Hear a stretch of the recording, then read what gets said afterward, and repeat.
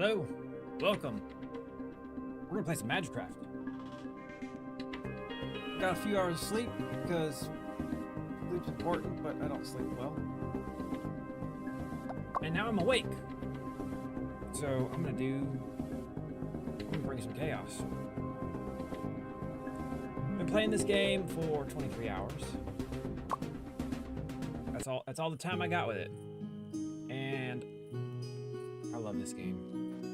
It's so good. Today,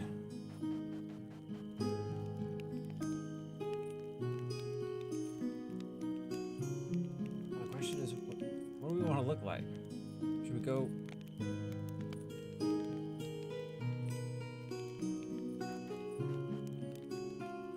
We played a whole bunch with Sir Chad.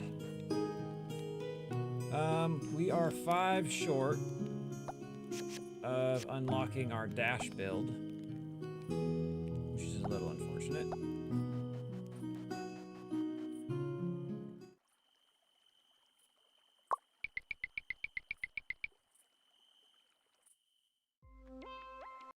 Scooch this on over.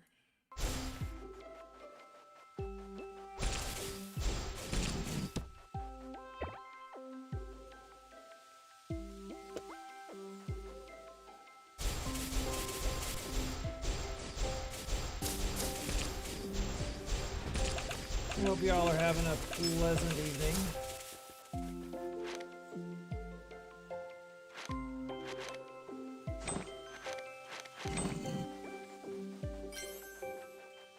I certainly am.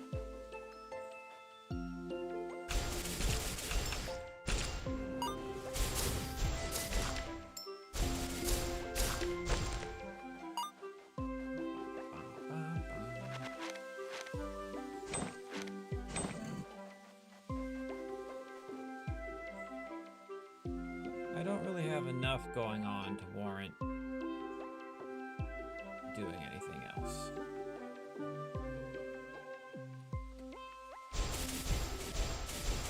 It's still early.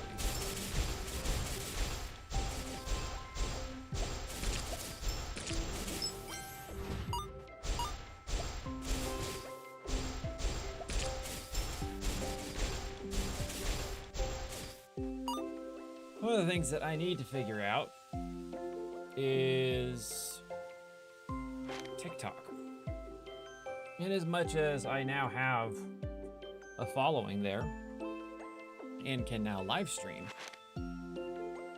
let's go for the refresh. The nice thing is refresh gives you 3 new options instead of just 1 extra.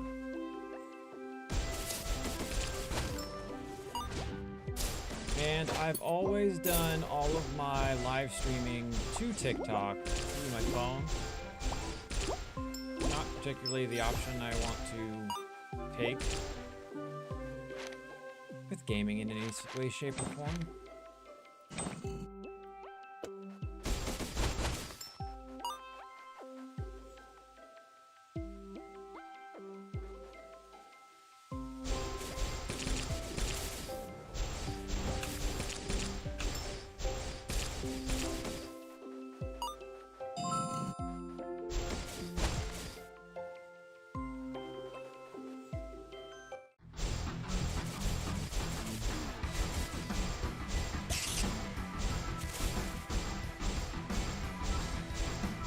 Oh, the fact that it's a cheeseburger is just so good.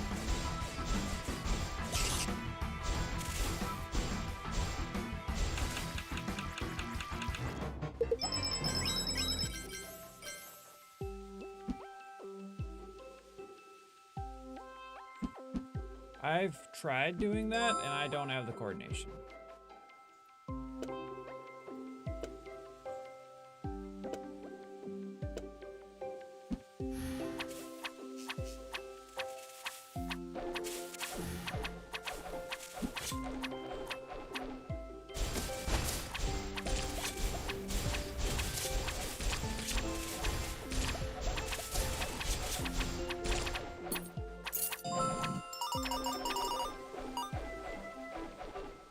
Let's go spend some money.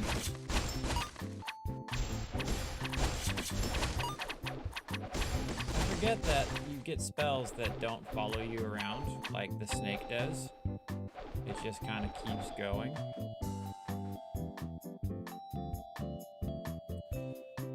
Oh, do we go for a super ridiculous laser beam crit build? Maybe we do.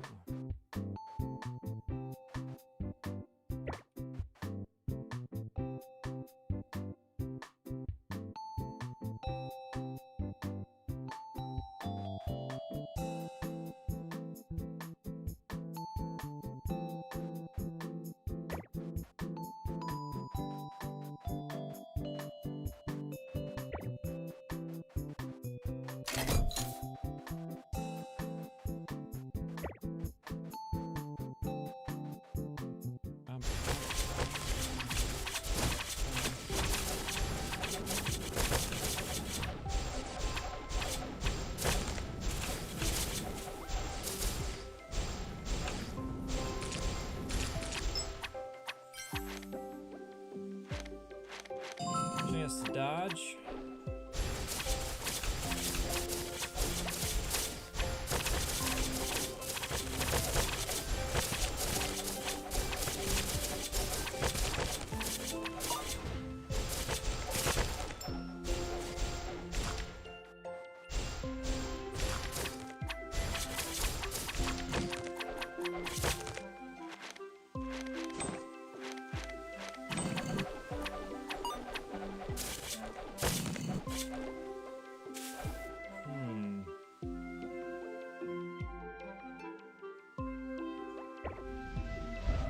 Free, always nice. That one's free too. I'll take both of them. And I don't think we're doing, oh, that one's got,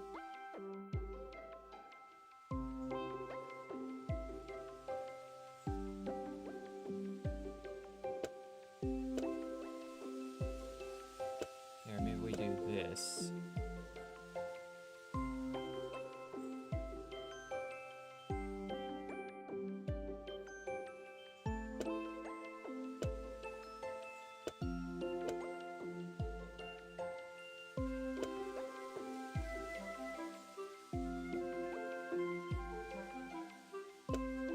Bigger explosions.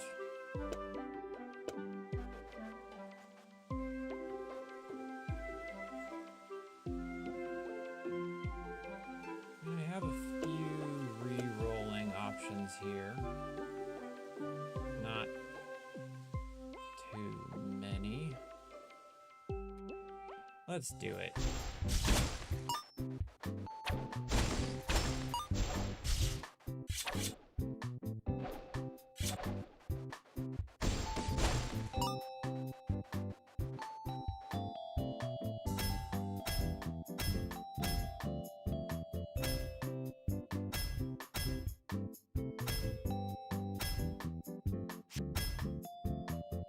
Well, looks like we didn't do anything.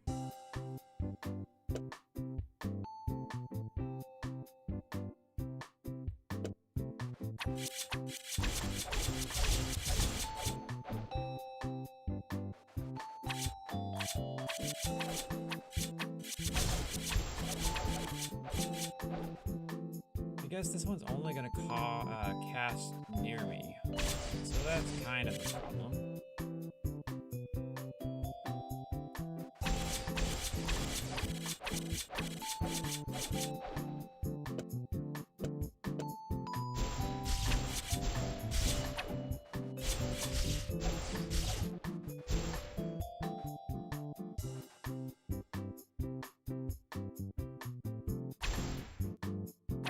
What happened to my relic?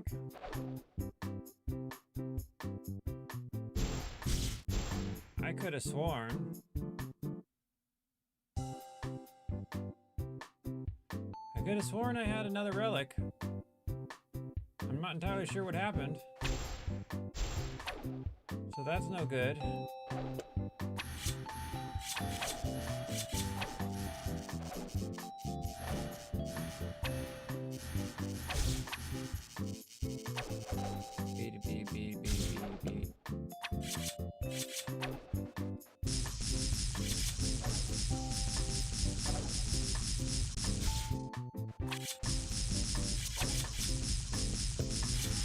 Well, that's a little frustrating.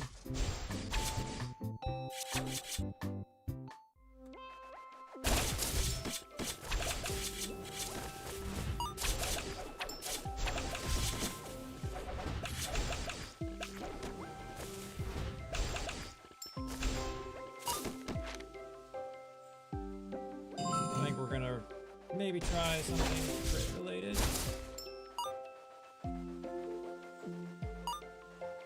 I'm so zoomy.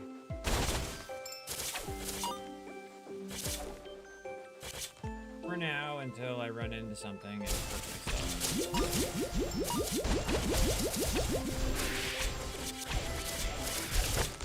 That was wild. I might have been the first seeing one of those as well.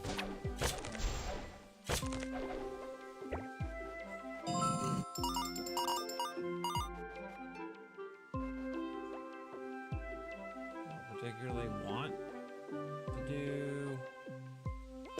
Maybe we'll do that instead.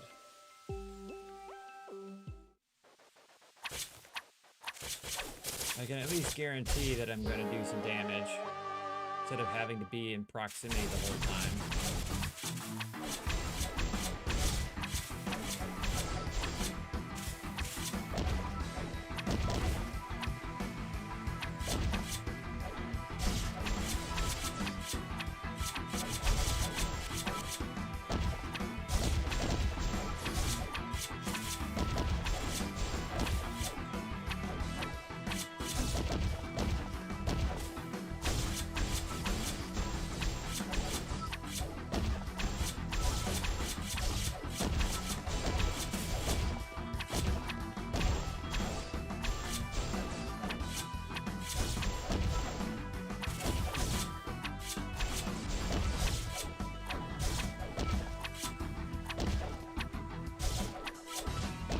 Son of a bitch. All that time, right at the end.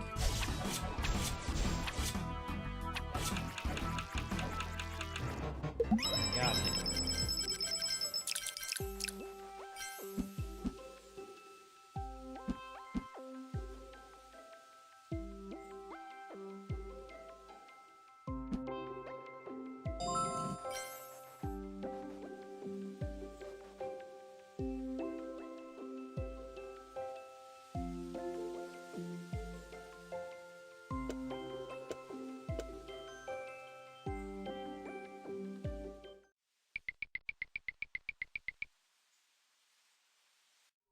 What can you do? I think we'll pass on the shop.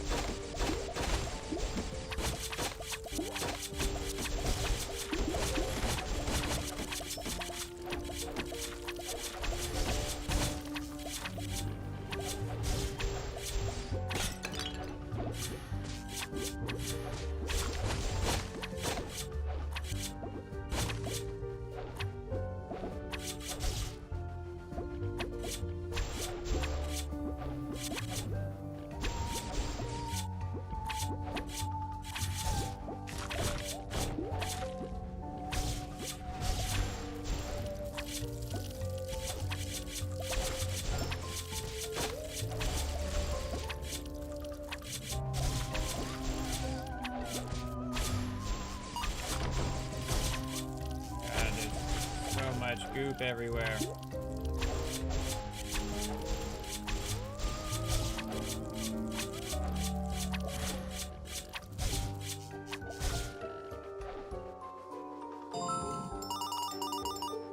Gotta remember to use the coin potion.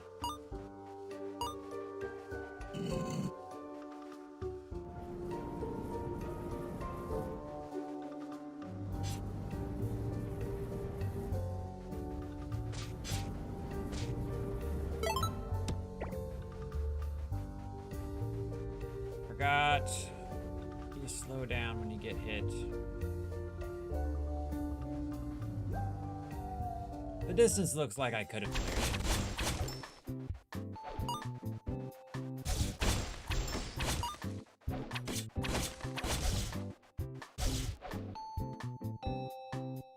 Now we're at chain lightning.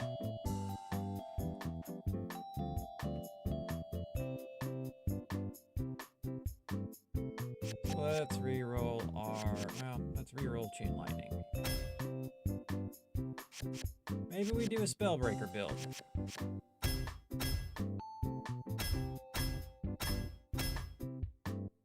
Son of a bitch.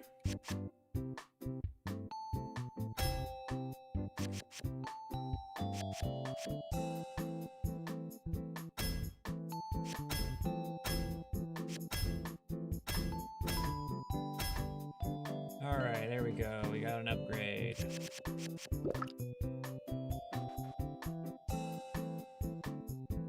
has pretty much no crit. That's a problem there.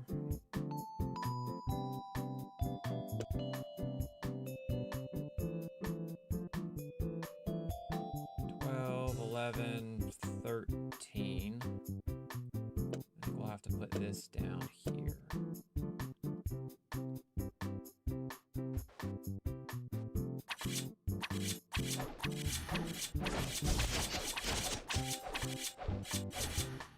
I need to get some stuff that'll help me cast at location.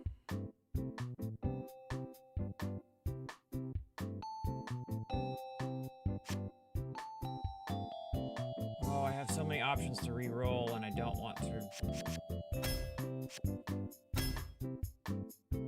Alright. Brand new snake.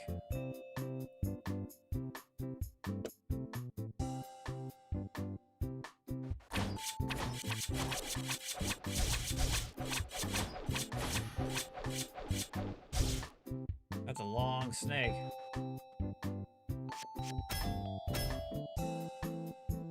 Crit rate's probably worth having, but we're not going to.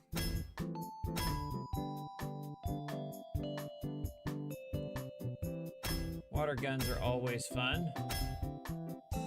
Got nothing out of it.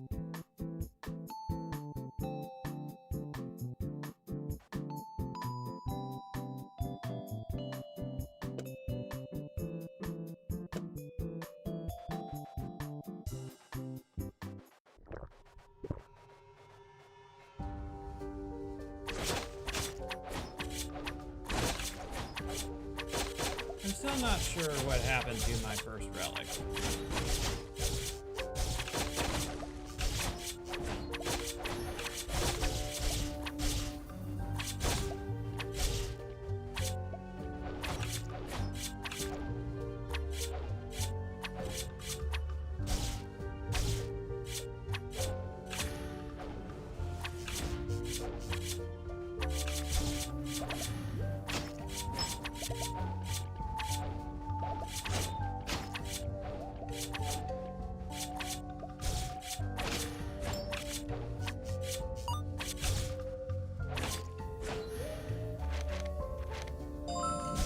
There we go, bolt crit.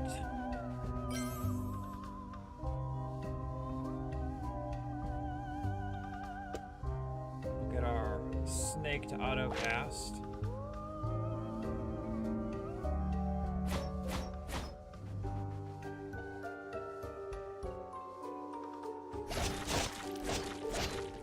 Man, that hits like a truck.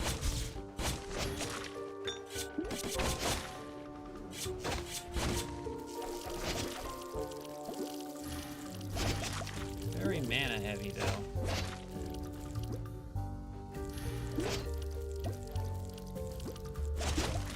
And you know what? I said I was going to use my potion, and I entirely forgot.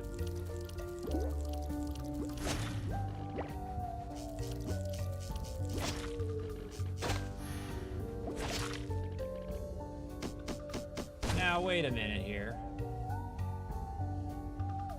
Spellbreaker plus bounces, enemy projectiles encountered. I didn't know that.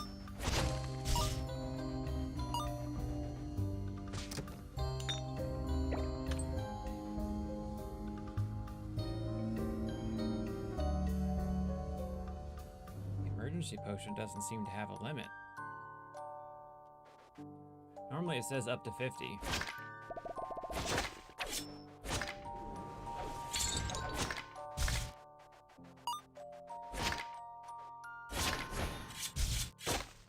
Almost pulled myself into the oblivion. For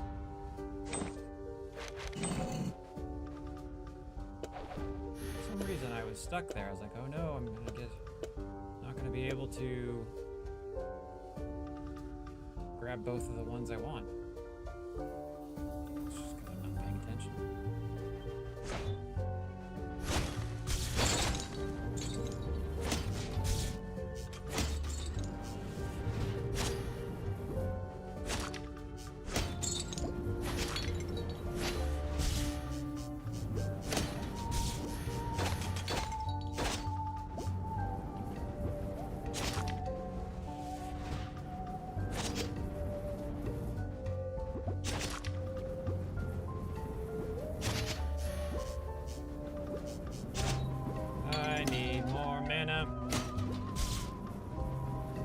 More mana regen.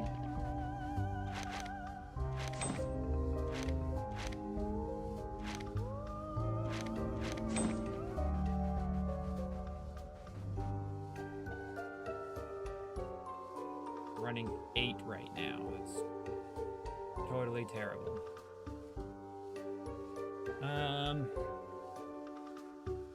So I could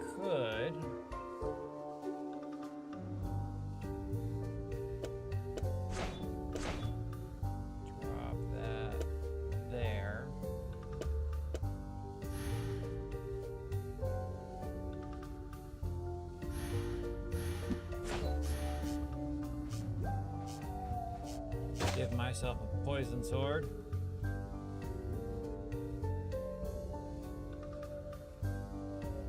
I don't need to extend anything at this point.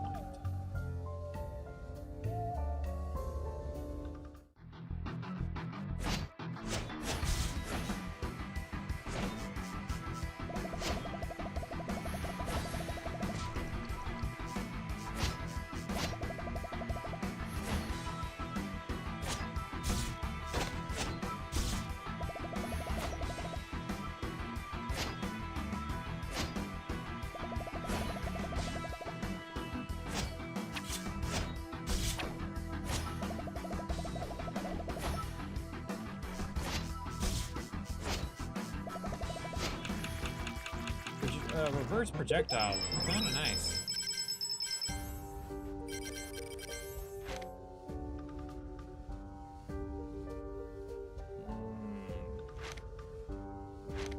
Definitely grabbing that one. Probably the upgraded.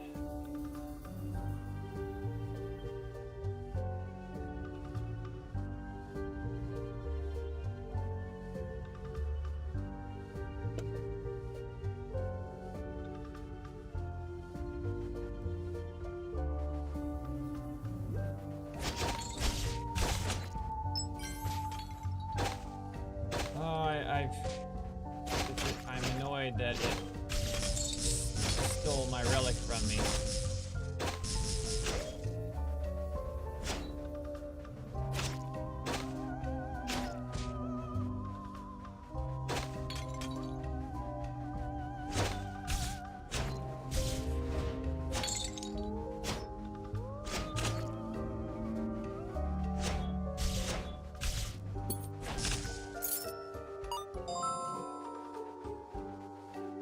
Then I had cast ability at a distance, and I don't have it anymore.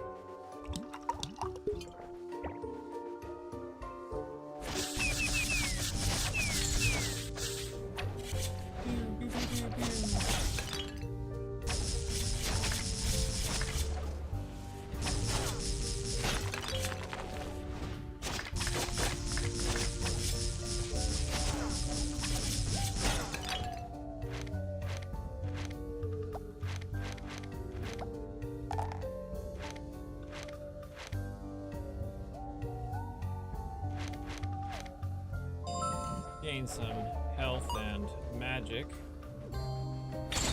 Burn more potions.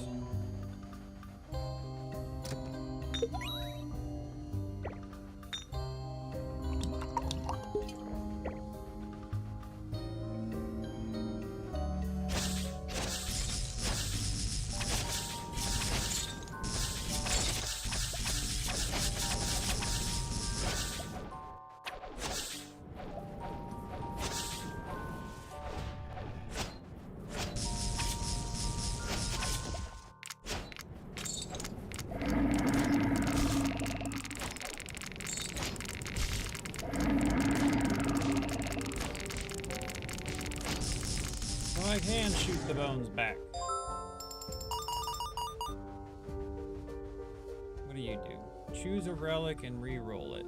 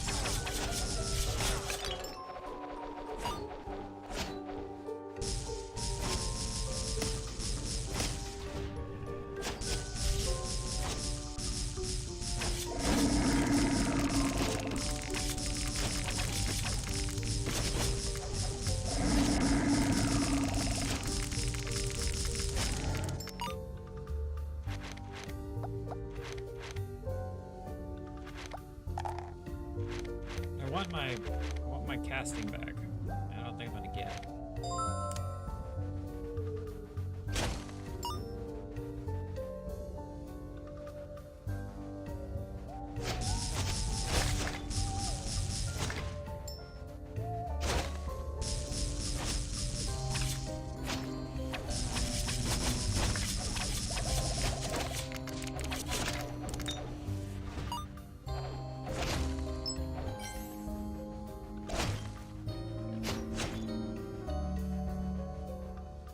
If there happens to be 5 types of curses, remove them all.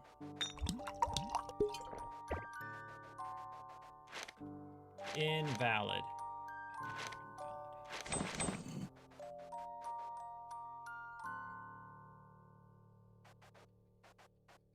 Let's keep rocking with some relics.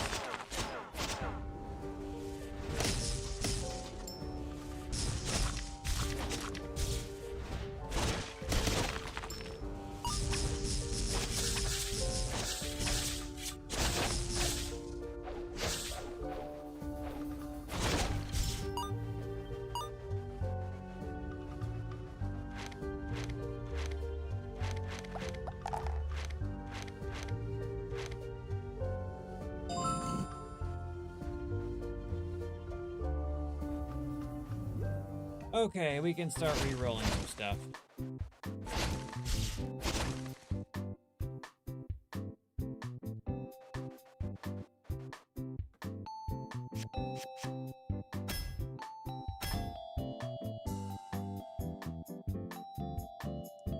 %, magic cost.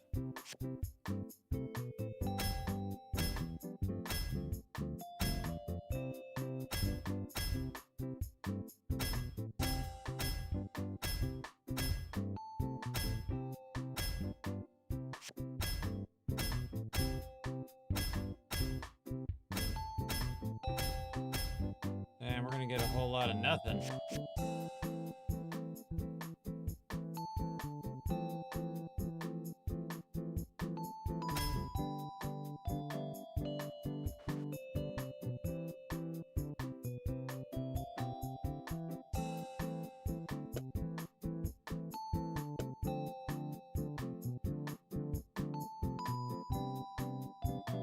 Maybe we go with the deadly butterflies.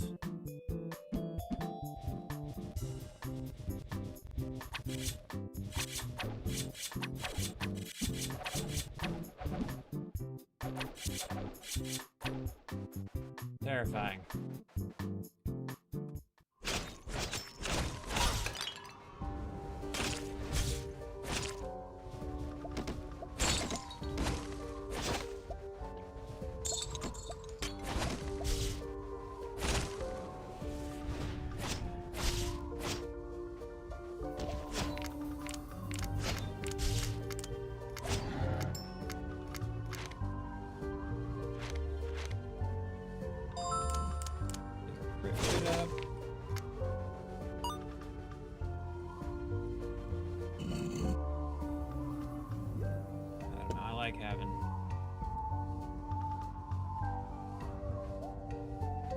The thunder spell.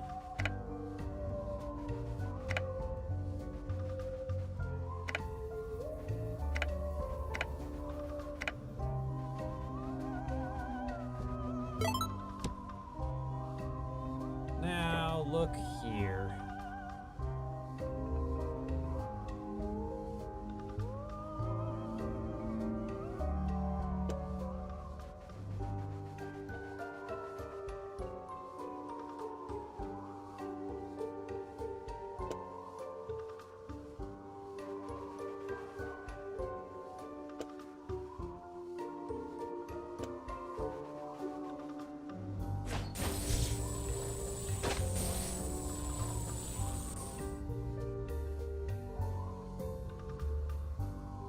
Is the split necessary? I don't really know. I don't have any way to chain it with anything else.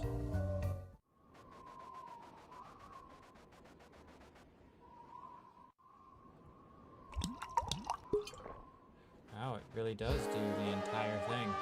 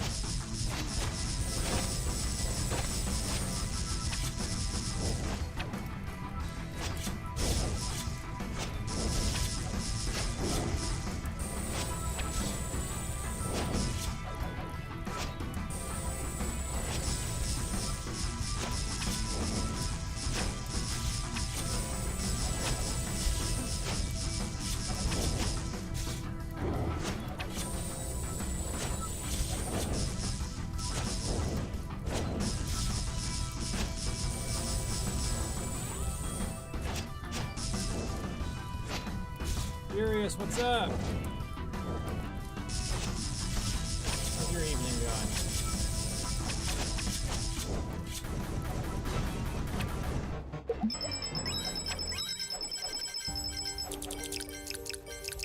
Alright, we have enough for a dash. Something I've been wanting to get my hands on for a hot minute.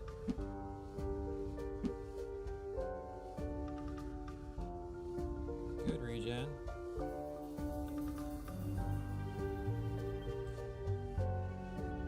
I'm doing well.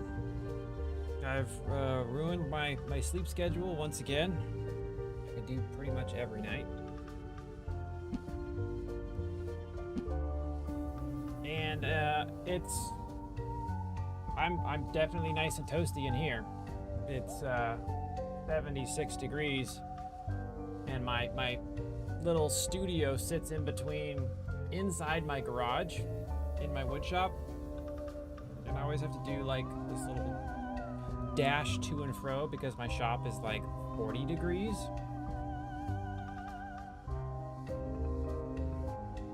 So it's always, I'm still trying to unchill myself. Cooldown on that sucks, so we're gonna skip it.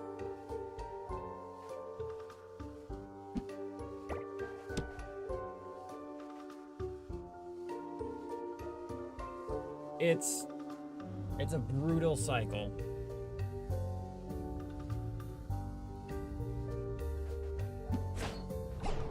Whoa.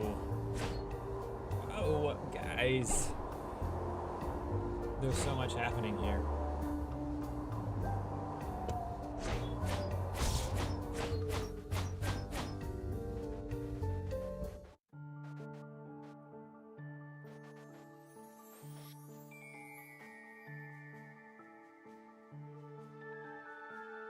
I like the spell replication,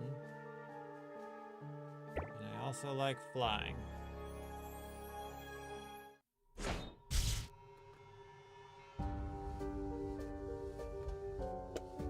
What happens if we speed it up further?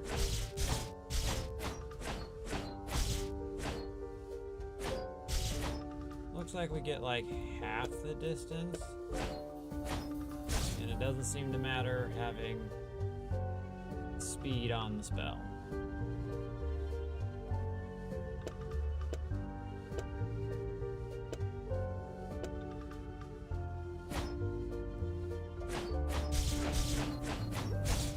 Really inconsistent on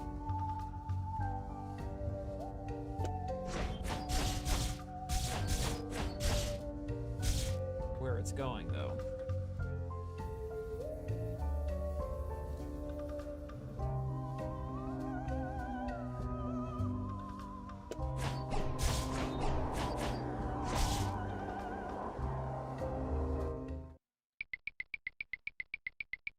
We're approaching the point where we need those last few little pieces to come together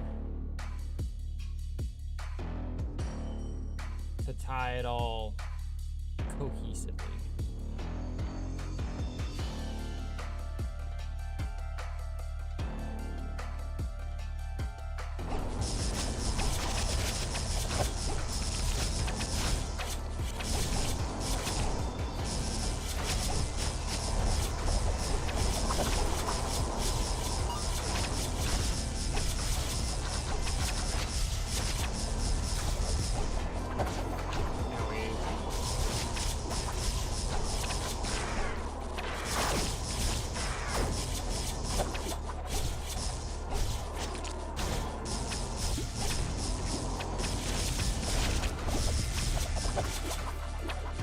Oh, something just happened.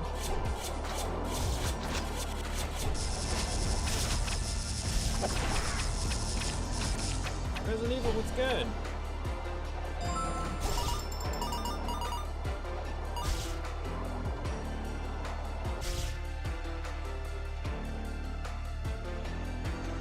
It's amazing.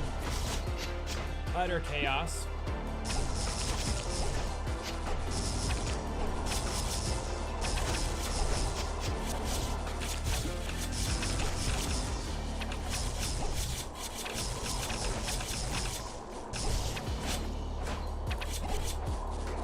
Definitely one of my favorites at the moment.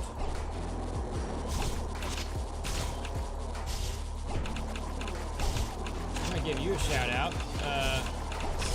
First raid I've ever received. Title goes to you.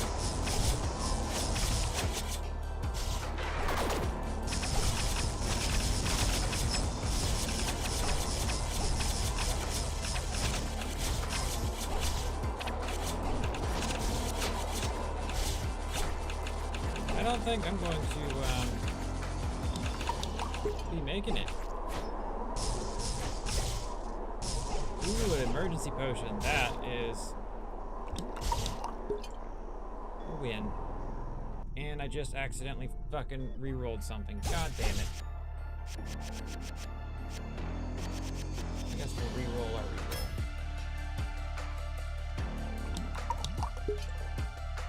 re-roll. Is it though?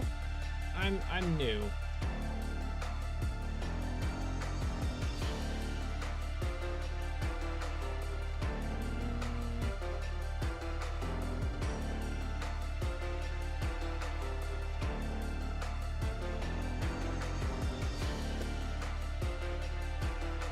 Well, I appreciate you being here.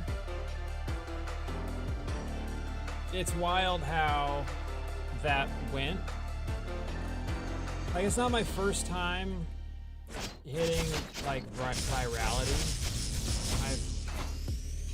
I've done I don't know, maybe half a dozen to a dozen videos on my main channel that hit a few million each, or at least went big fast. And it's been a long time because I haven't been posting pretty much anything over there since I've had anything go big. And my channel was at like 50 followers for my gaming stuff, and up to approaching 2,000, and picked up like 50 Twitch followers. I forget how the internet works at times. All right, now we can get our next one doing something. I don't know what I want to do though.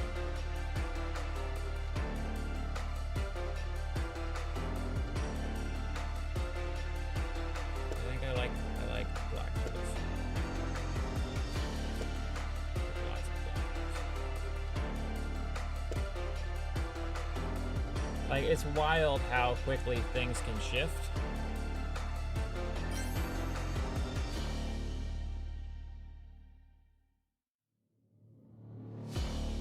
Part of me wants to like run black holes as my main.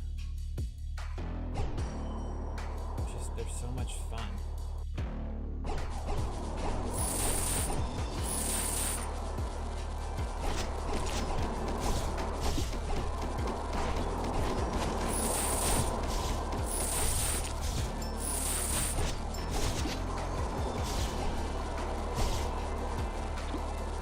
I lose a bunch of damage.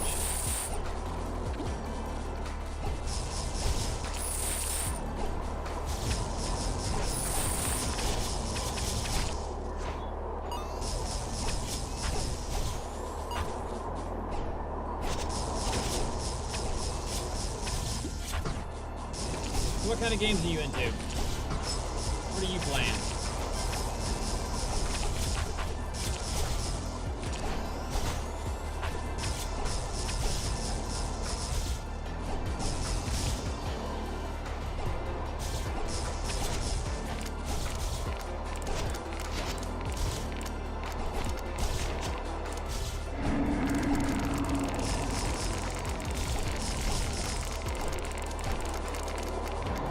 Can't say I've actually never played that one.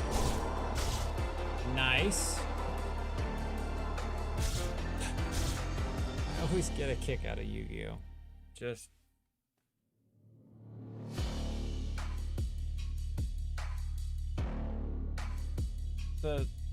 like every cartoon and show of that style,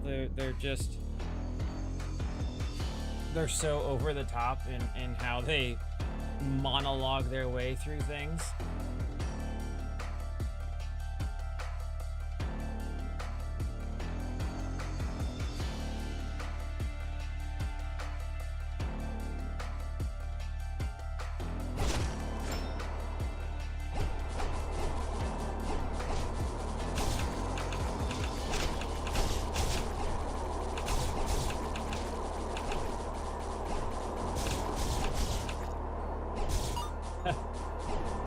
That's what happens when you find something good. You just like, oh man, I got sucked in. I don't know what happened.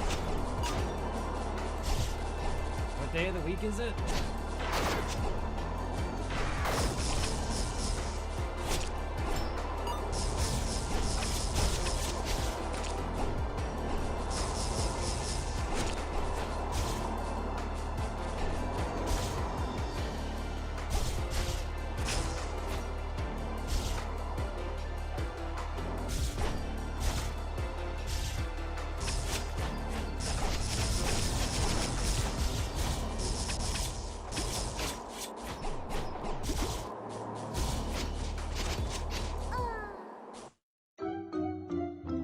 Out of mana.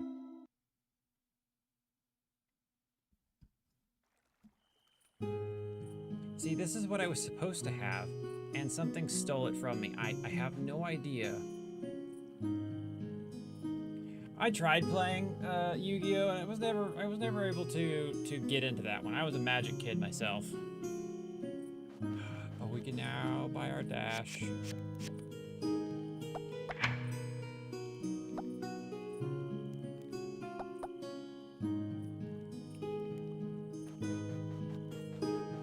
I have my collection sitting in a box. It's been sitting in a box for probably 2 decades now.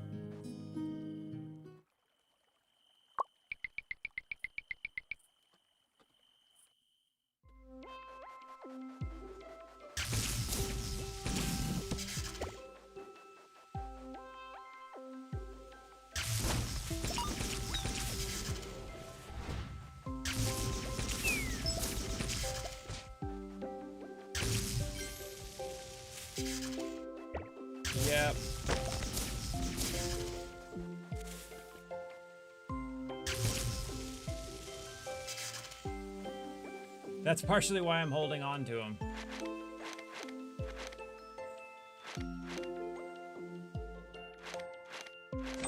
To me, they're a long-term investment. But I got in at just after Unlimited and the beginning of 4th edition. So I don't have any of the first editions, the betas, none of those. I've got a handful of Unlimited cards, but most of my stuff started around 4th. And there's still some things that are rare and valuable. I would say that if I tried parsing with my collection individually, you know, like taking the time to sell it for everything it was worth, I could probably sell it for 10 to 20 grand, but it would take a ton of effort to do.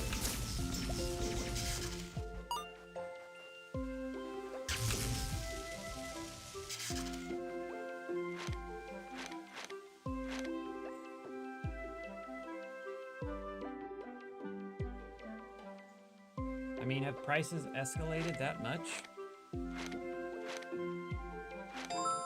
I've been out of the loop for a hot minute.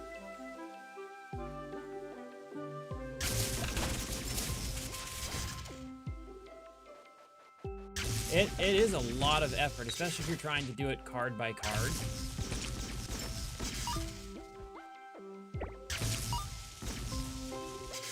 Oh yeah, absolutely. I can see that immediately. All damage, critical ratio, nope.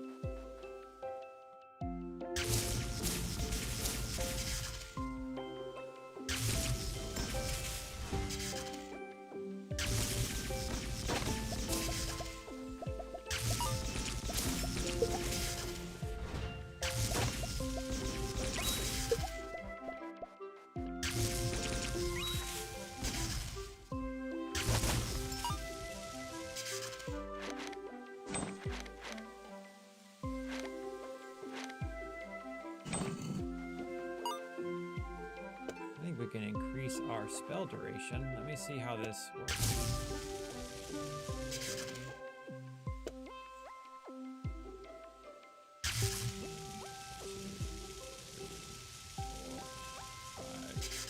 So it does increase the duration, but it now makes it circle around me. That doesn't work. This might, though. It looks like it does.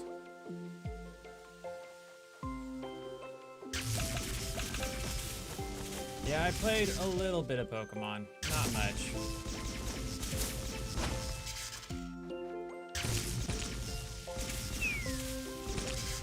Yeah, there's a lot of replayability in this game. A lot of spells and interesting combinations that you can put them together into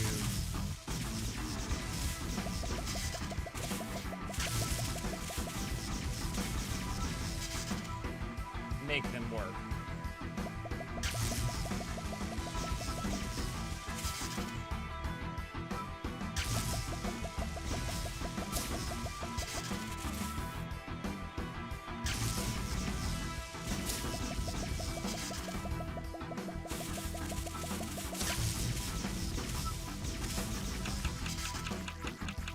That's one of the things I really like about it. I got about 25 hours in this game, and I'm still discovering things I've never seen before.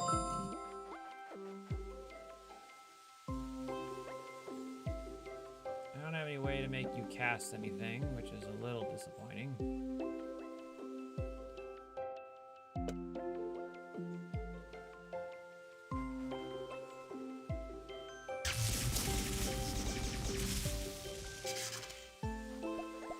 I need a faster cooldown on my wand so that I can just spam cast.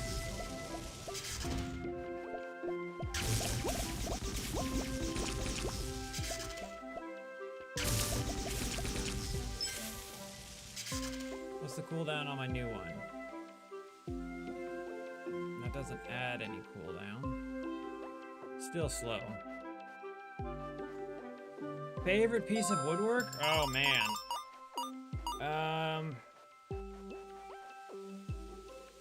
That's hard to say because I'm a fan of quite a few of them for different reasons. Like,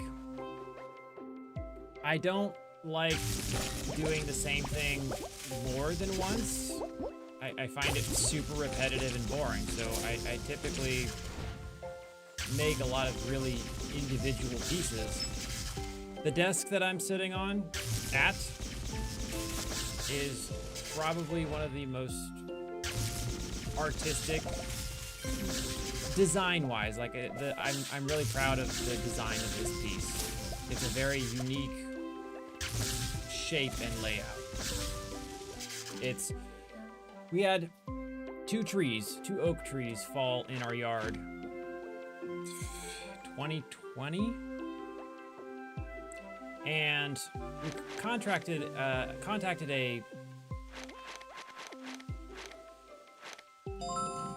a lumber company to come out and, like, you know, people that clean up trees. And they quoted us $1,800 to cut it up and just dump it in large sections behind our shed. And I was like, well, that's a lot of money to pay for you to just move it. So I found someone with a portable sawmill and we slabbed it.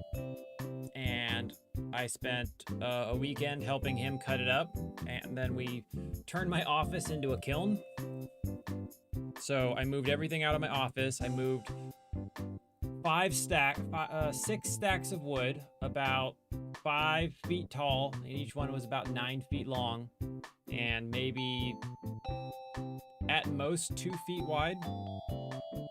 And then I sealed the room off, and I put a heater and a dehumidifier in there, and I let it cook for 2 months. Release a spell. So I got like 1,000 board feet of oak. So I have, like, a lot of my furniture is made from oak, but I've got this really interesting figure, which maybe I can show off.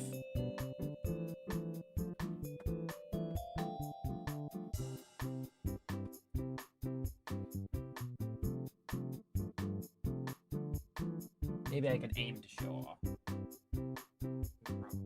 Probably fuck things up in the process.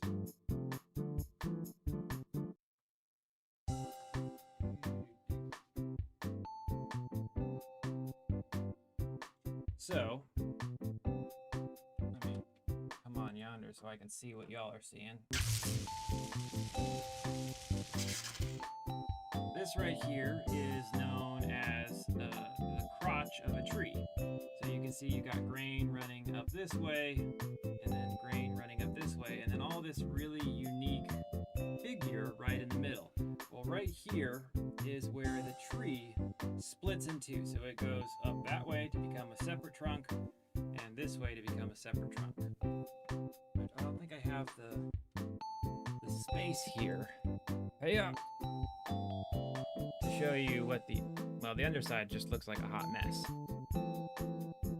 But I have a curve bar running there, which sits onto this curvy thing that's got stuff going up there, and then it runs up that way. It's hard to see. I've got pictures and stuff on my website and other jazz like that.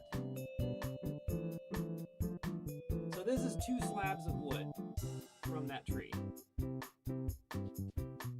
And they meet in the middle. So book matching is when you take 2 pieces of wood and cut it and then open it.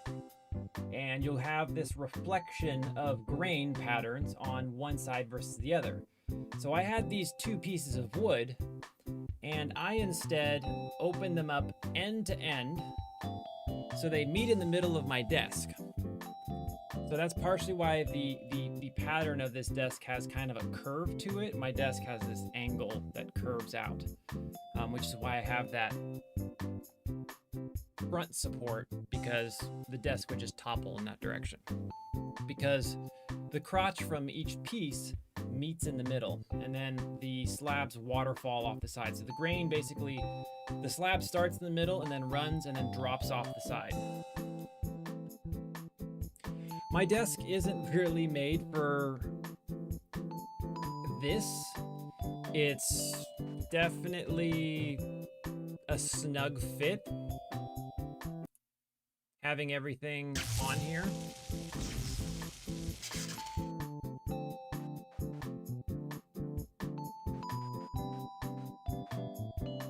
So that was one that's like, I'm really proud of this because like this is my own design. I spent 20, 30 hours just shaping the front leg because it curves in this way.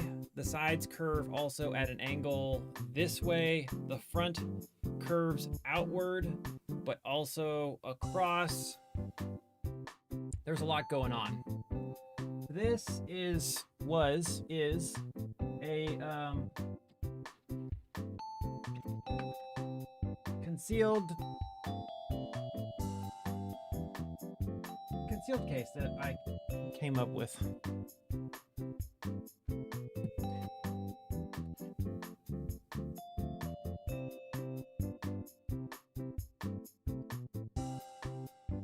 It had at one point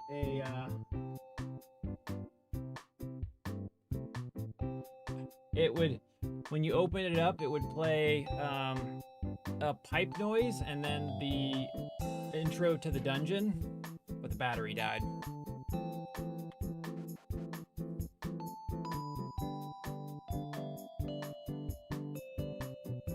I appreciate that, Furious.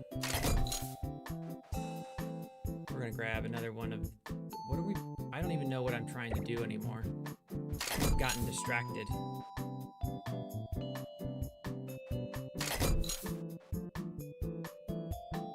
Buy some keys.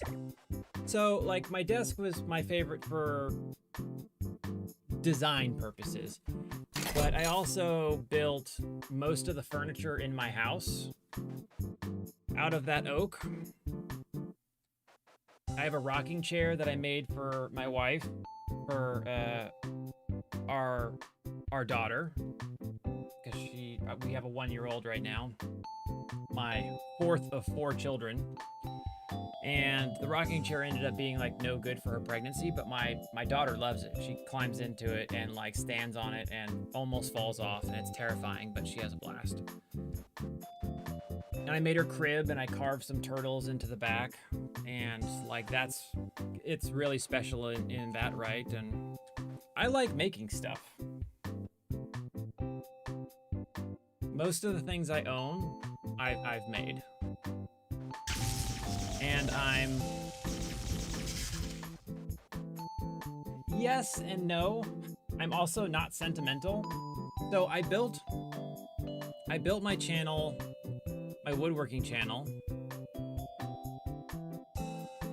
on the concept of giving, meaning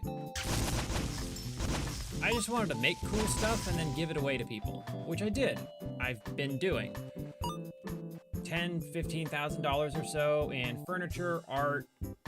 Still my plan moving forward as a woodworker is to just create, entertain, educate, help people figure out that they can make art. It's just a willingness to fuck up and then fuck up less in the future. That's all it is. You could do any of this stuff that you see if you're willing to try and fail. That's all it is.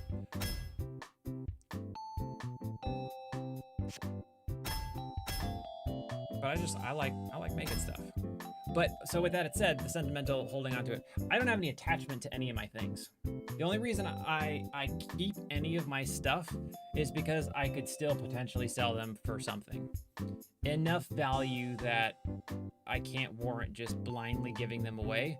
But if it got to the point where this channel or my woodworking channel grew to the point of sustainability, meaning like I'm clearly making a few $1,000s a month on ad revenue and everything else, I would give all of my work away to my followers without even a consideration. Like it doesn't bother me in the slightest.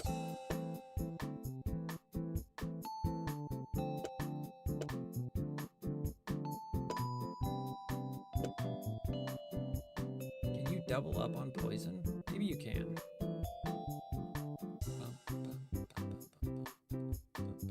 I've got doubles of pretty much everything. I don't think I want to spend a bunch of money re-rolling.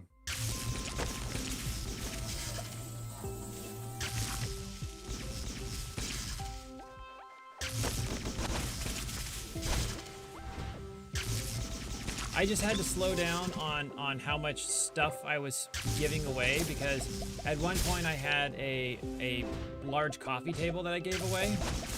Ooh, poison as a... That's no good. We're gonna take that off right now.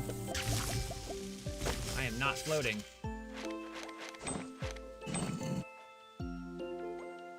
I gave a coffee table away to one of my followers, and one of the things that's always been important for my giveaways is that it's free. I don't want someone to win and then be like, oh, by the way, it's $100 to ship an item to you that you won, and you might be broke as fuck, which I get. Therefore, you can't afford the object you won. So I've always gone out of my way to make sure, you know, no one's ever paying for anything out of pocket if they win something. Well, it cost me $500 to build a crate and ship that object to them a few states over. And that was kind of a little bit of a wake up, where it was like, you're not making any money doing this. Maybe you should stop burning a hole in your pocket and wallet. So I had to scale back the size and number of things that I was making and giving. But that's still where I'm aiming moving forward.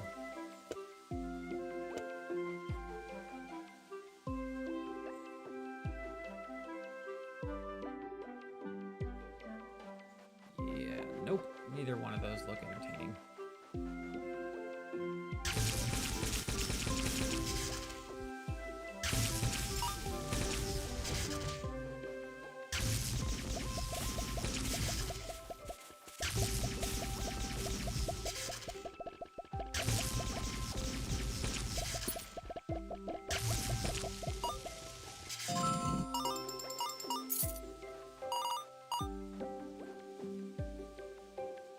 Well, I mean, so here's how this happened. This is what happened. I got out of the military and wanted to make a house. I want to build a house. But after living in third world countries, I was really big on more sustainable, simple living, because you just had to kind of work with what you had. So I got really invested in green building, and one of the things that really caught my attention was like building with straw bale and cob. I just thought it was really cool. So I ended up collecting a bunch of stuff that people didn't want. If you know how to find it and where to look, you can find contractors finishing up projects that have leftover materials. So I started collecting doors and trim and tile and all this other stuff, cabinets, appliances, drywall, and it was all free. And then I built this, I had to build a shed to house it all. And it was like an 8x20 shed, and it was just full of materials. And after I finished the shed, I was like, oh my God, I like building, I like woodworking. So I went to school, got a degree in carpentry, got a degree in cabinet making, architectural woodworking. And I was like, this is it, this is my jam, I love this. Building is fun. But something was still missing. And I don't think reverse recoil is gonna work, but cool down. Maybe that will.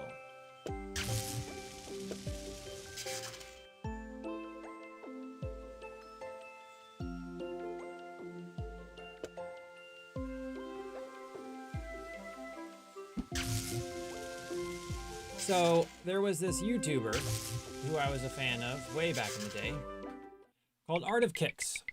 He was a music reactor, very positive, very upbeat, very happy individual. I feel like this is dangerous, that I'm just gonna flip off the edge.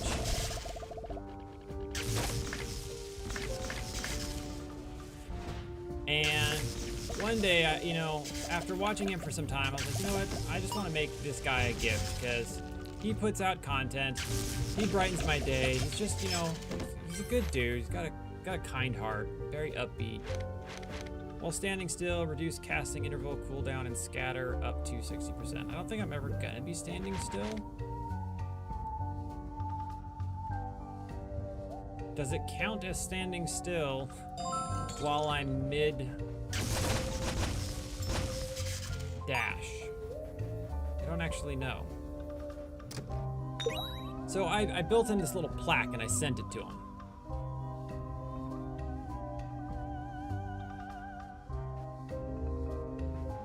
And he opened up on camera and I wasn't expecting him to, but he just lit up. He was like, oh my God, this is the coolest thing. He had this super shit-eating grin on his face the whole time, just looking at it. And it wasn't anything spectacular, but it was special to him. And I was like, oh fuck.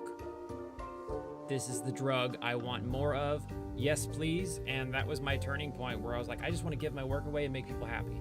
That's it. It's the best feeling in the world. Getting to put something together that is potentially and consequentially very important or significant to a person. And I've done commission work for individuals that were equally as sentimental. I was commissioned to make a sword from a game.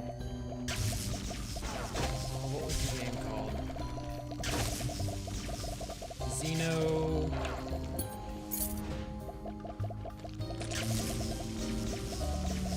It was the Monado from Xenoblade Chronicles, I think.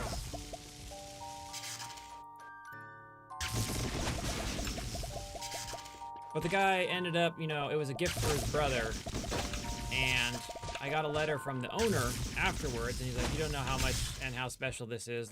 This game literally saved my life. I was suicidal, and then I found this game, and it helped pull me through a very dark time. And I was like, oh God, that's so good.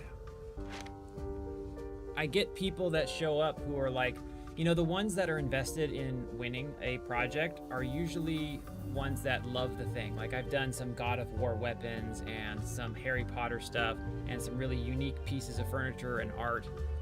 And the ones that are trying to win it and do win it are always a fan of the thing that they're getting. So it's always it's special, and it means that these people have a thing in their house that every time they look at it, every time they see it, every time they interact with it, it's positive. It's just this thing that radiates joy for them in some sort of important way. I can't think of anything better than to do that full time. I just have to have enough income to take care of myself, be able to spend $1,000 on, materials and shipping and, everything else that goes into it.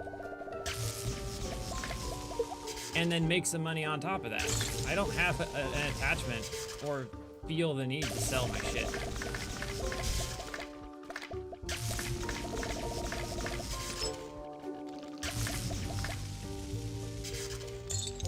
I don't know, it makes me happy.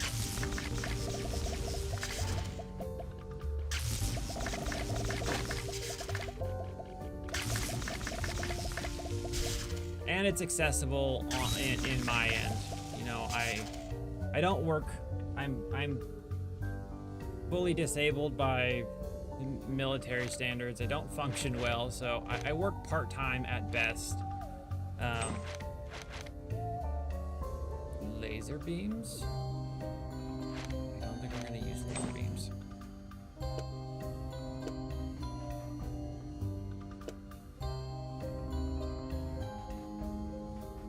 I mean, it took a minute. I didn't figure it out until late 20s. How long has it been? How old am I? Math. Late 20s, early 30s. I don't remember. if you would like to, V, you are more than welcome to.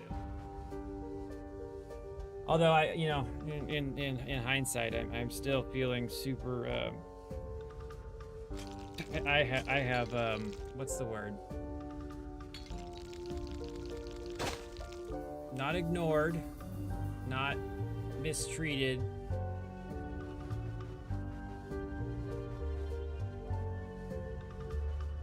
The type of active content my Patreon has taken has been on the back burner for a hot minute. But you are too gracious. I forget that in order to actually figure that out,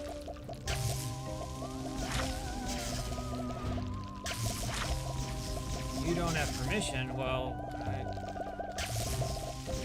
I will remedy that. You can have whatever permissions you want.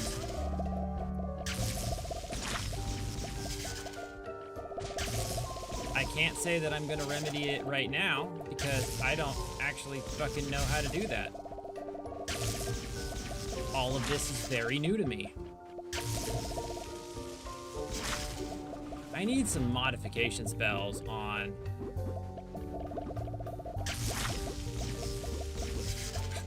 what mods? I don't have mods.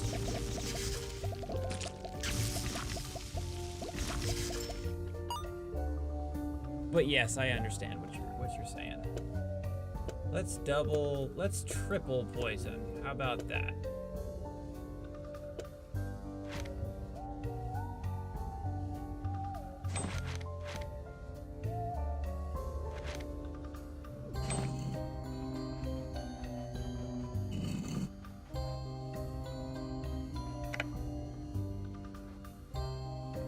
Guess who's about to get all the curses?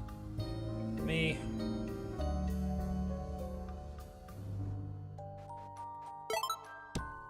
Not me. There's a part of that where it's just like unfocus your eyes and maybe you can follow it.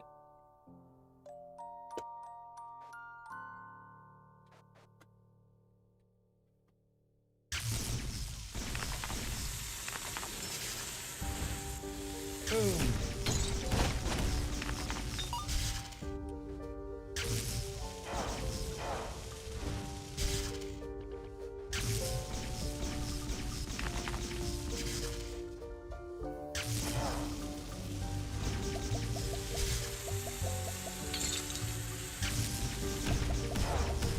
But once it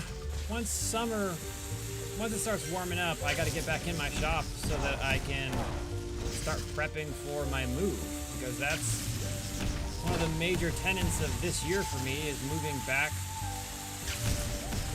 home.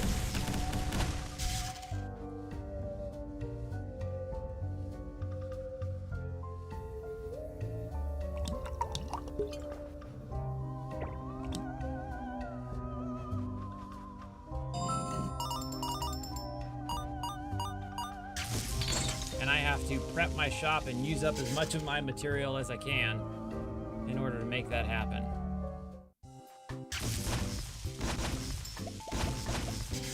So the goal right now is to take the majority of the nice stuff, which is ironic because I will clearly argue that most of it's nice stuff. And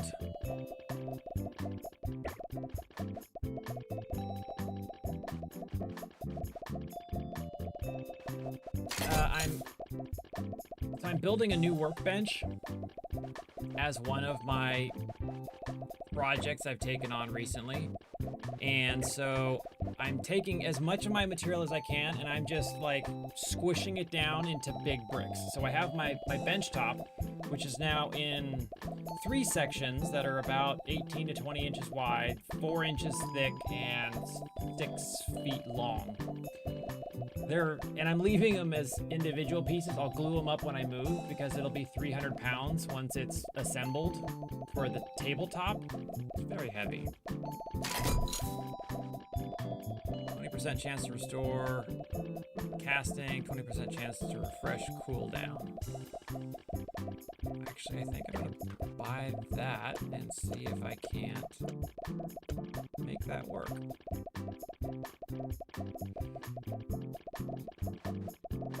And so what I'm doing also with all of that is I'm now broke. I'm taking all of my scrap pieces and gluing them into big bricks so that I have some drawer fronts and legs. So I'm gonna basically use up as much of my scrap as I can to make big bricks that will be easily transportable.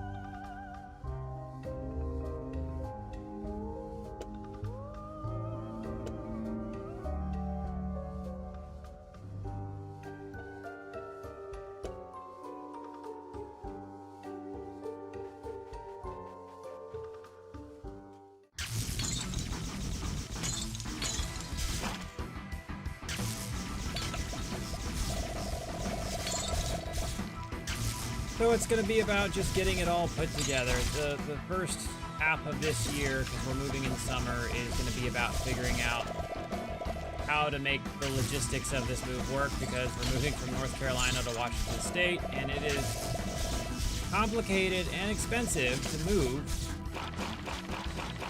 this much stuff across the U.S.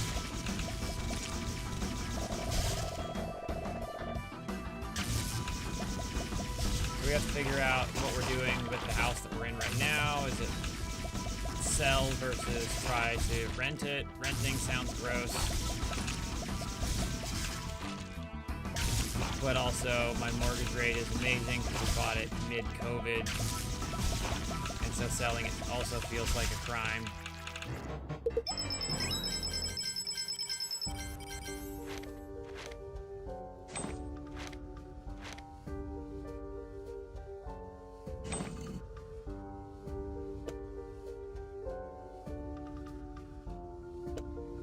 Grab a grimoire and a crystal. I suppose they could cast each other. Yeah, why not?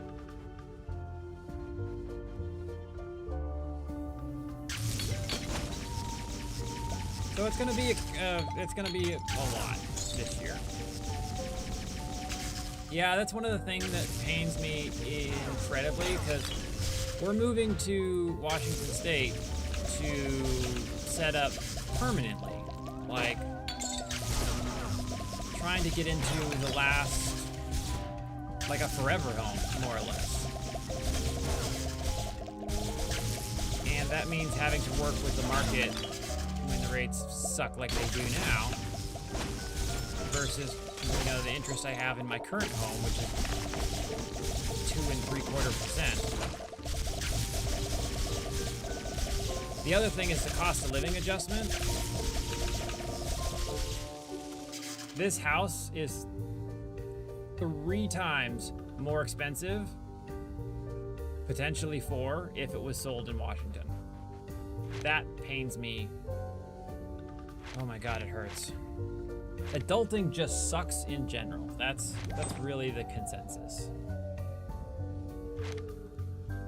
I've got 3 poison. I don't need another one.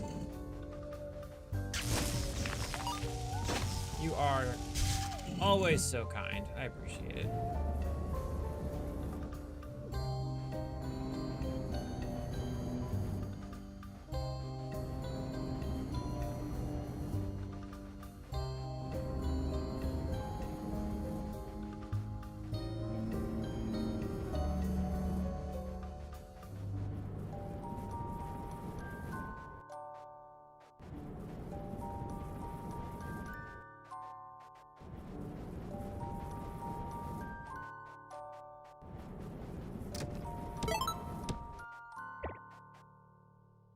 Hey, launch 2 meteors.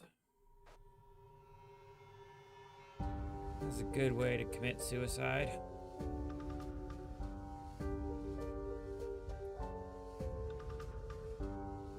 Man, the regen on this is insane. MP costs are very high. Bet you it kills things quickly.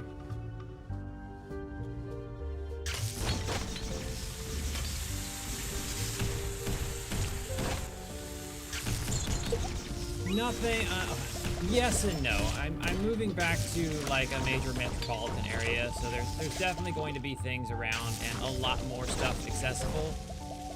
But to be honest, there are pretty much no places in the US that will compare to what that store is.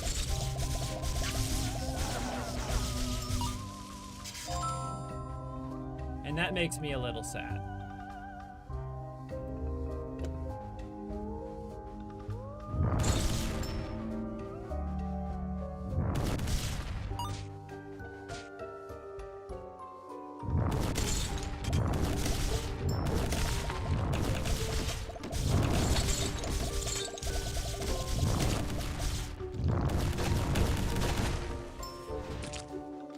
Run away!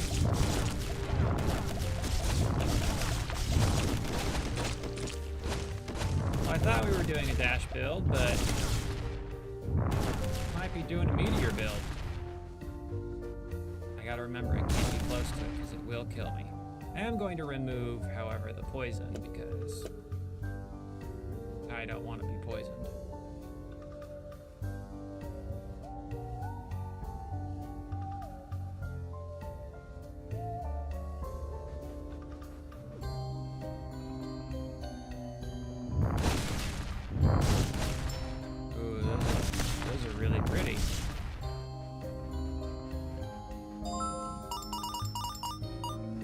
Oh, and that place smells amazing. I love walking through that store.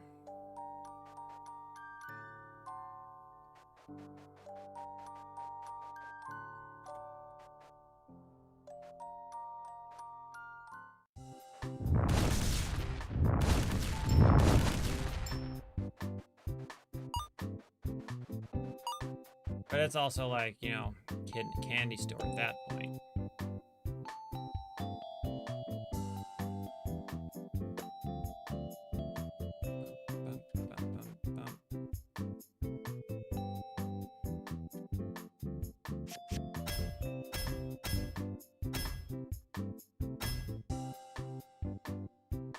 Cedar does smell very nice. Also, pretty poisonous. It's poisonous to mill and inhale dust from, is what I should say.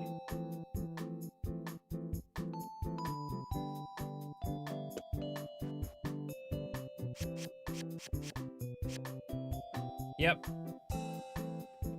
It's carcinogen, will give you cancer. And a lot of woodworkers that work with cedar develop, like a hypersensitivity to it, where you have like an immediate reaction to being exposed to it.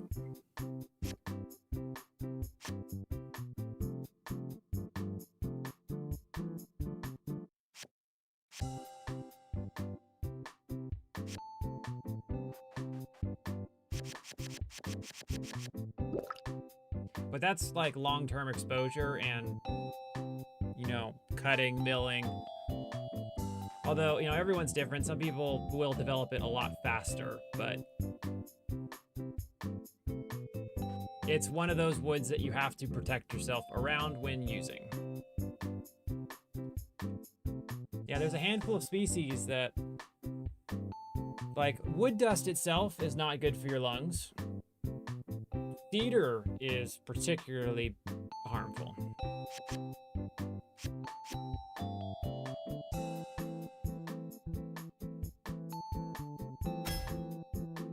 Hey, there we go. Now the question is, where do I put you and what do you do? That won't kill me. Oh, maybe...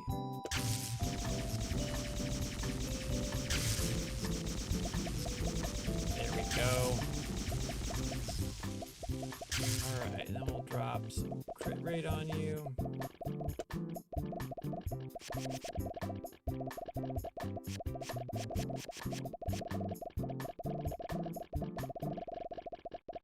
How can I re-roll?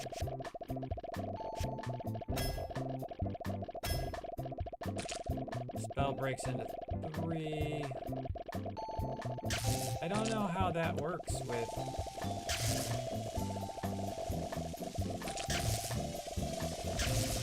It does work, though. Neato.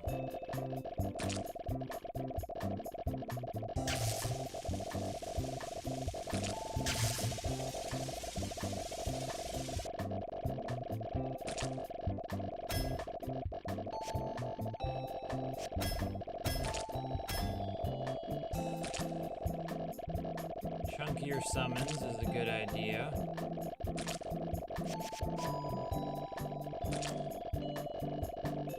I could gimp my damage. Don't particularly want to. So I'm not going to. And I'm broke.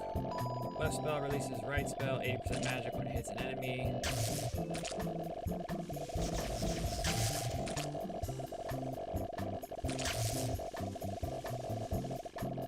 I need something. I don't think I have any.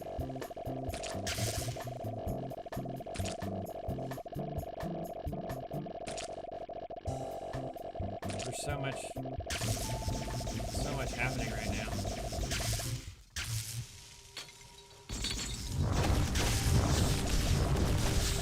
No close contact casting. I have to remember this.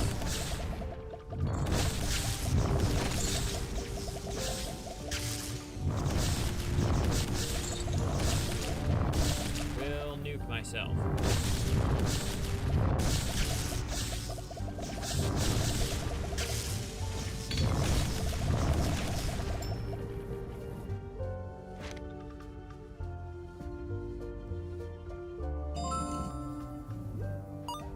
Probably should have taken the, oh no, my little friend.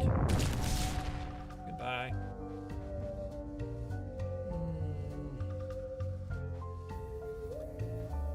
Healing's a good call.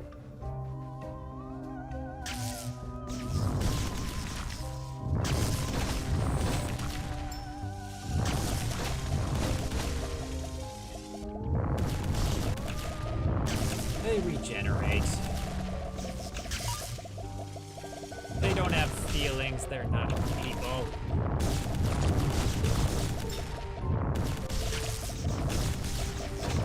But I'm also not intentionally.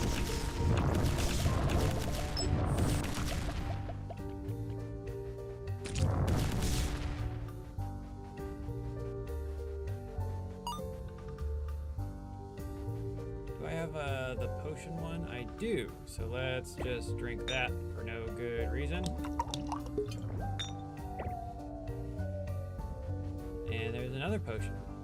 Unlock everything in current room.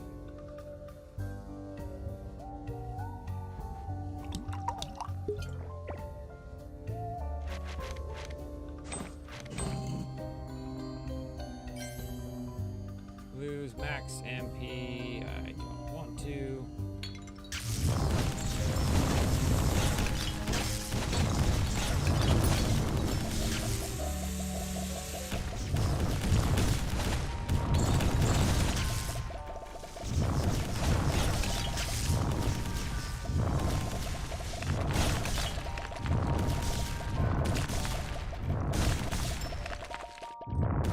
wonder how long my tail's gonna get.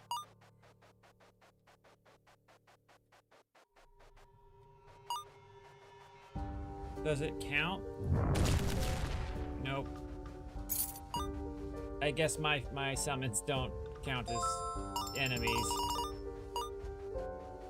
I can't farm them for orbs.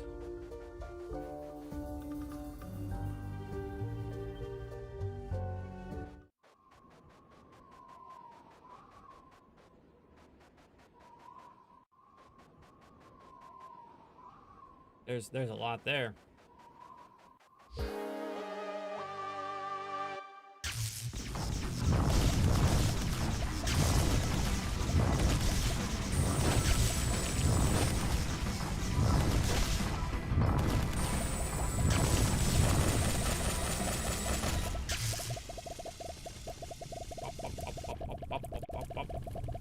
Get him. Get him.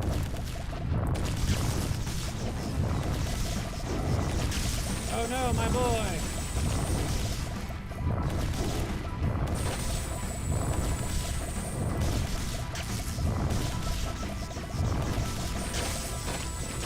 Ew. I can't tell if I've taken damage already in this fight.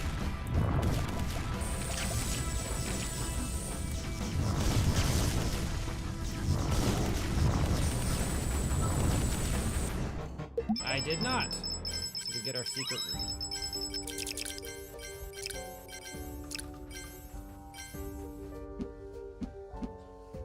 And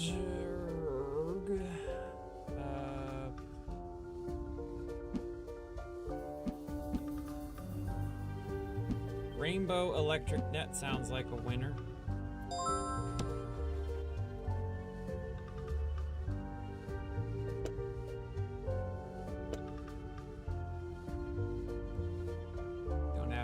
Casting it at the moment, so we won't. When dying, you come back. Yes. And I'm far enough in that keys aren't something I'm concerned about.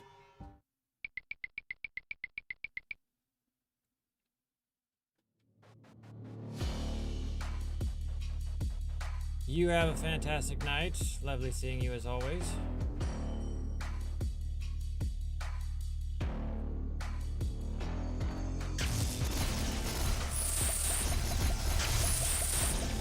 Oh, I've switched and I don't want to.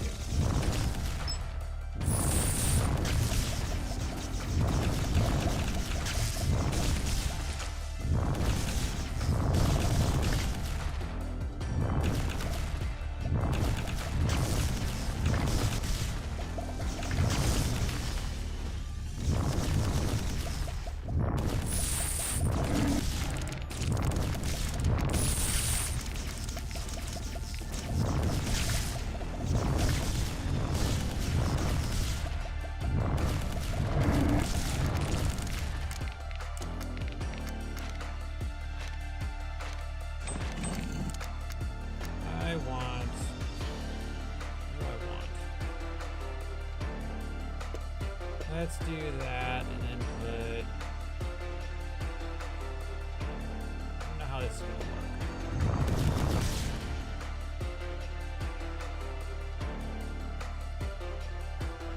Tail is so short.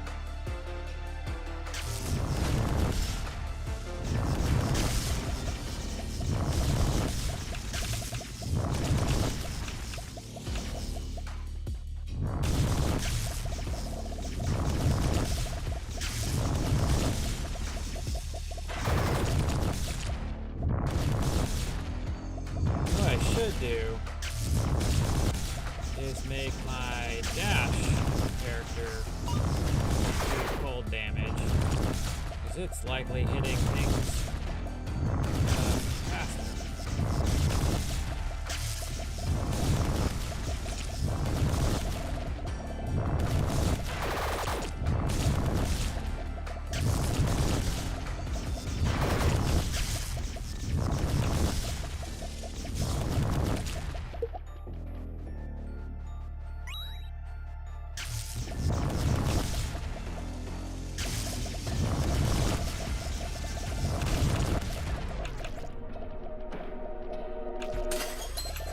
died. I think I might have just nuked myself. Not paying attention. So, I actually think I do want to switch that out.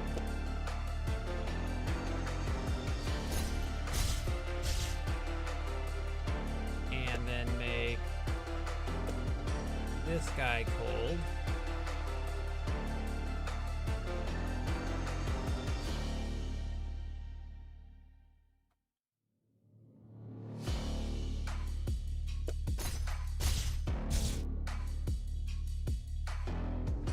And let's re-roll some stuff.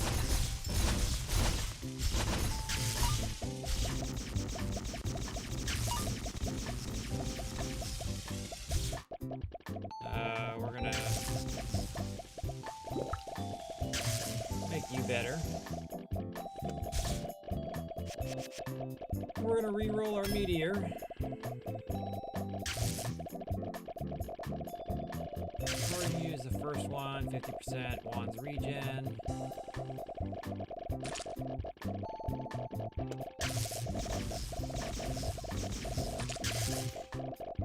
To be honest, that doesn't really make too much of a difference.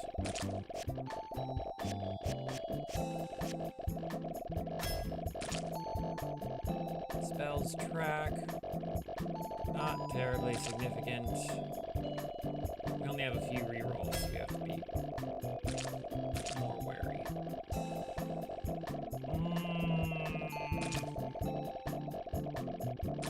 I could gain an extra crit. And like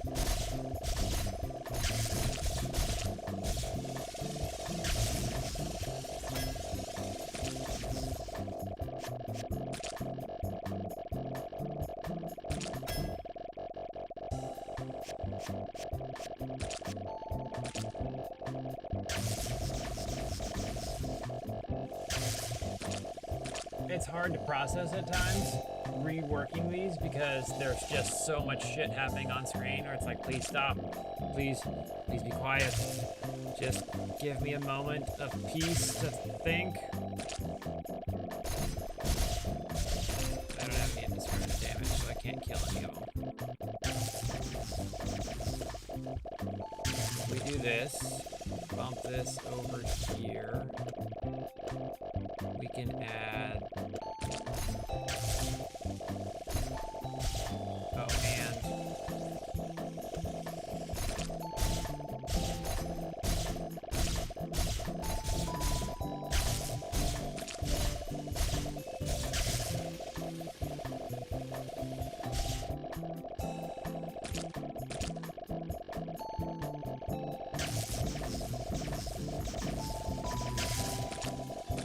maybe we move into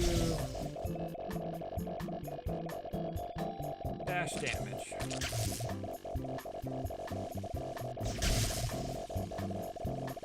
We can pull a crit.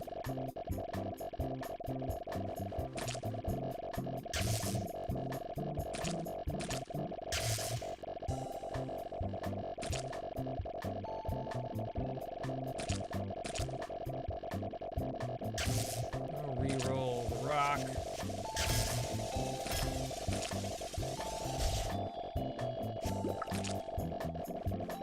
Reroll the cooldown, because I don't think it matters.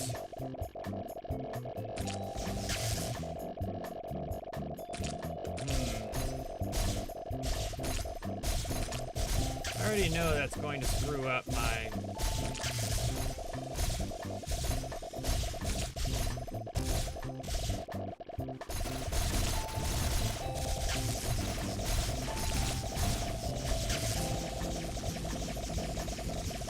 I might be better off making my dash character do 5.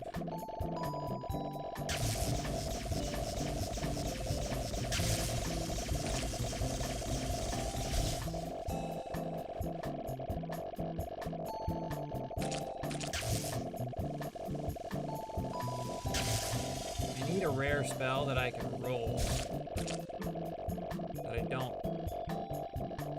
Let's dump the chain. Oh, that's broke. I don't know what I'm talking about.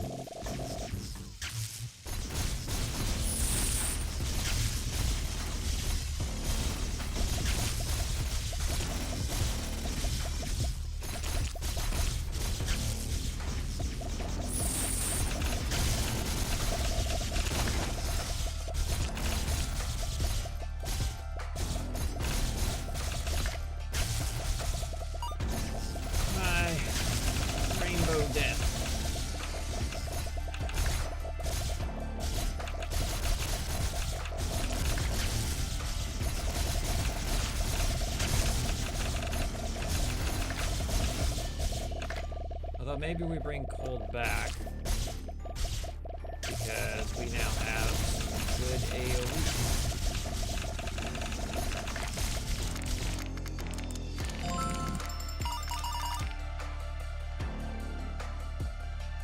Discount, unlock.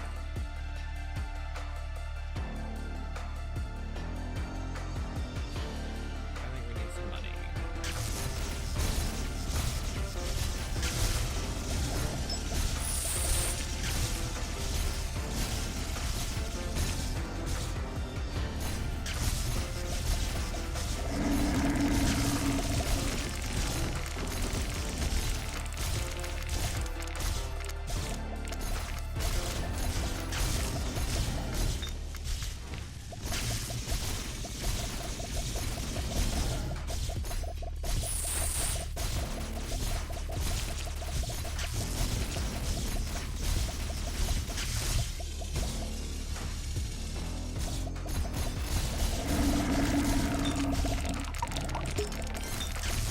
Hey, it worked for us. We got the extra magic.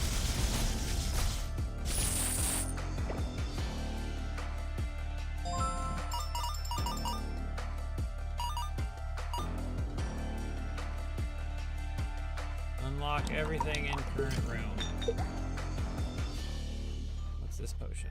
Permanently increase? Let's see. Hey, we got another one.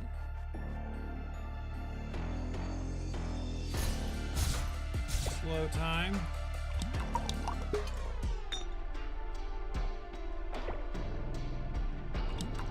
Remove curses. Invalid. You're invalid. Copy everything on the ground.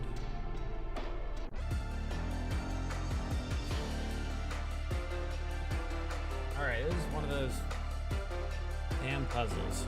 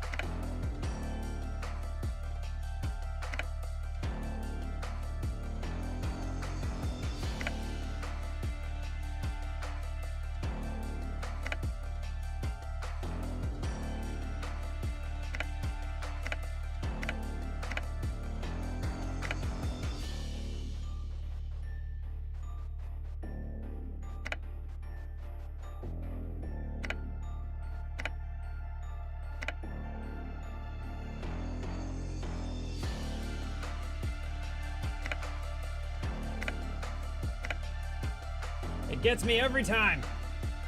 There's a pattern that immediately lets you do this, and I can never remember what the pattern is.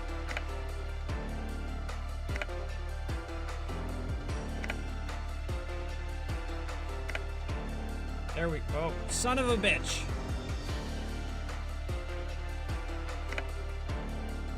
I was so excited. It's like, we did it. We're there.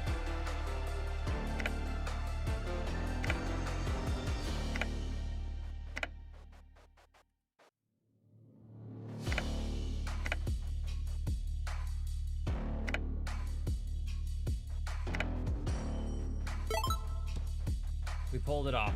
We made it. And now we've got triple shot.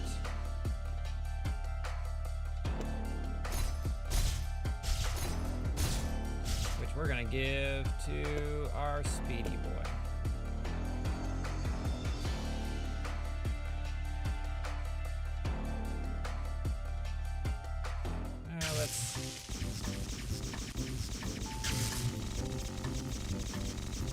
Oh, it's wild.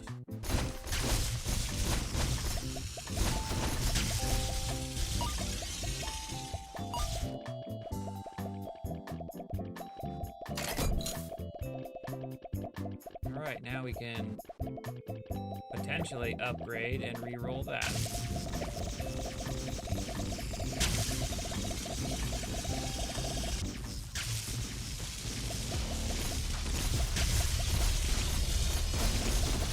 Knockback is a little much.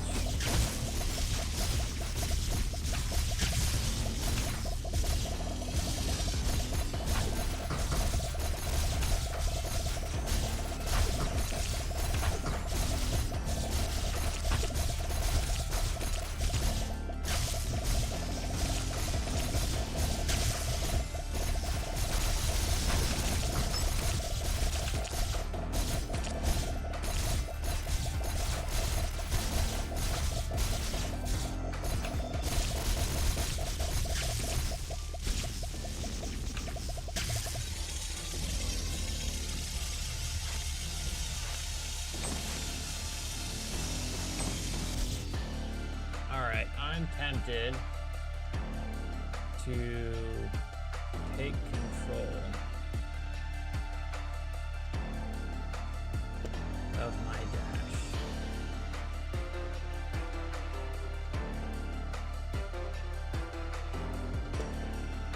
So let's look at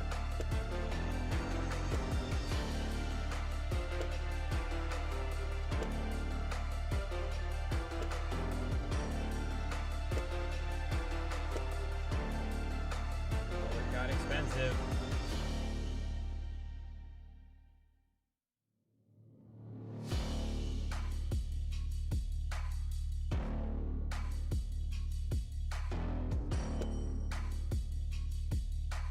I don't think that's actually going to do anything.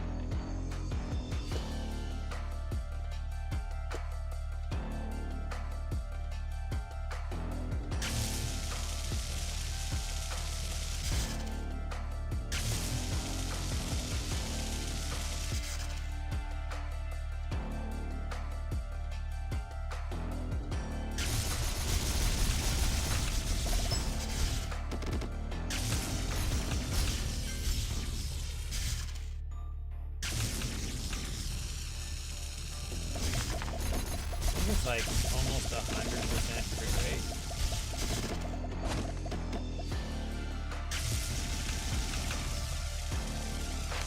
We are going to turn off green vibration. That's obnoxious.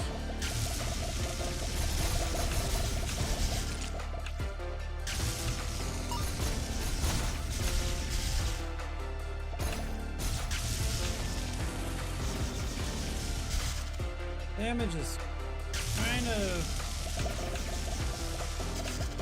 poor.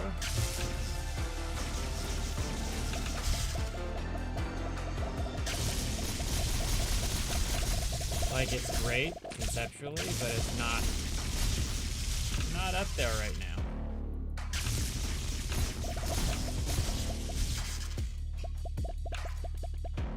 The nice thing is I'm invincible.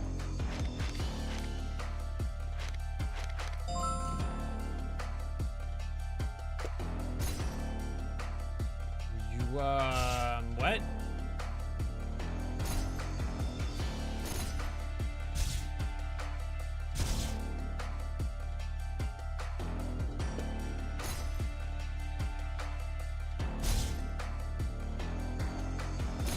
Wild.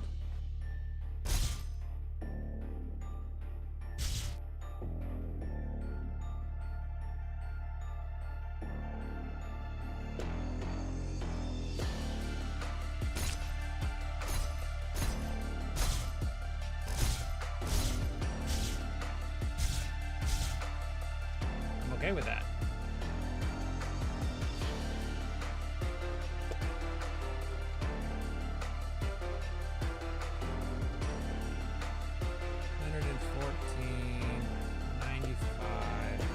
I can get it to double. Double.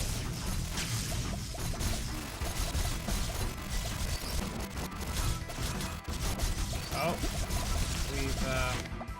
we've hit that point.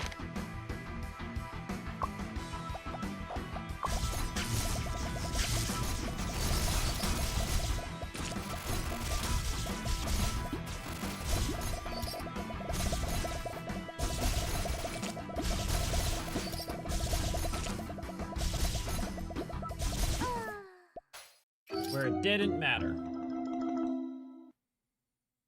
It's okay.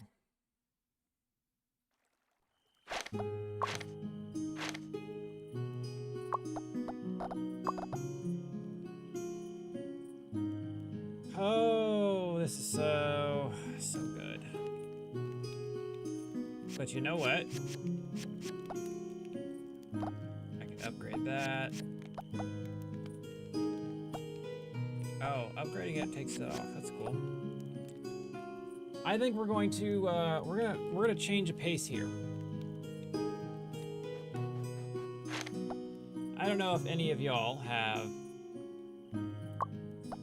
heard of the game Soulstone Survivors, but it happens to be one of the other not favorites. It's one I've been playing quite a bit, one I enjoy quite a bit. Let me come on over here. Turn this on, turn it off, turn it back on. Poof. Now this is Horde Survival, but it's got the randomized rogue light elements. So, handful of characters that you can play from, each with their own little unique tidbit. A skill tree, which looks impressive, but to be honest, this is the skill tree here, and then every character has their own little subset that does something, which is new to me because I've actually never seen any of this stuff before. And then each character has a variety of weapons that you can craft, and then some modifiers that you can add to your game, like you start with your special weapon, you can choose spells from a different character to use, do more damage, so on and so forth. And we want to work at unlocking our last two pieces, which is 4 in the Whispering Grove and 5 in the Winter Wastelands. So I gotta hit 4 and 5 with these two. So you start out with basic levels, nothing happening. And then you can add a variety of curses to increase the damage and increase the types of materials that you find. And this game is based on chaos. Just kill stuff, collect experience, get big spells, obliterate your screen.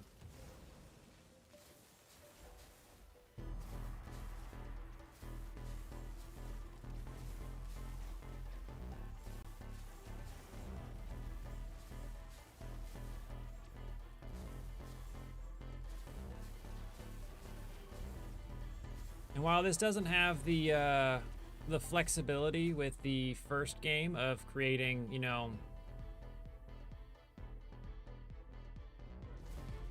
a variety of spell combinations, it does have a ton of things to choose from.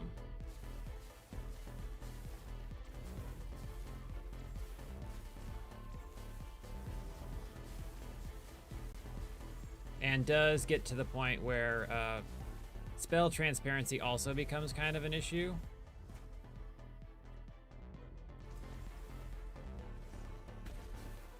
You get spells moving so fast that are so large, you basically can't see what's happening anymore.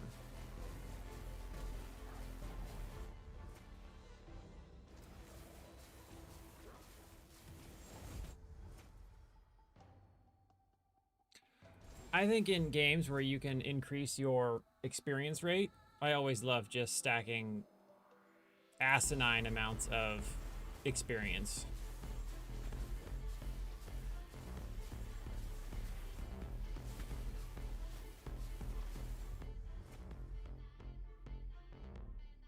So from your skill selection, there are individual spell modifiers, character modifiers, and then there are ones that are like all chaos skills get faster casting speed, all arcane, all physical, all magical. And then it becomes balancing what playstyle you like. Do you like burning everything? Do you like poison? Do you like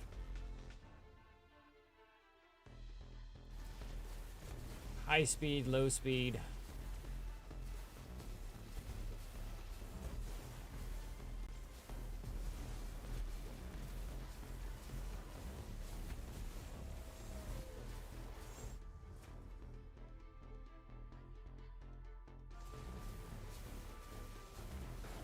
And we'll actually end up dumping a few of these spells as we go.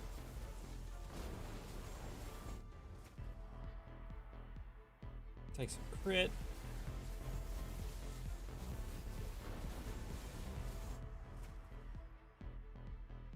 Now this is one of the spells I like having on this character. Is this one right here, which you'll see is this circle that shows up below me. Right there, follows me around. You can get it big enough that it basically, anything that enters the screen is under its effects, which it does damage and adds modifiers.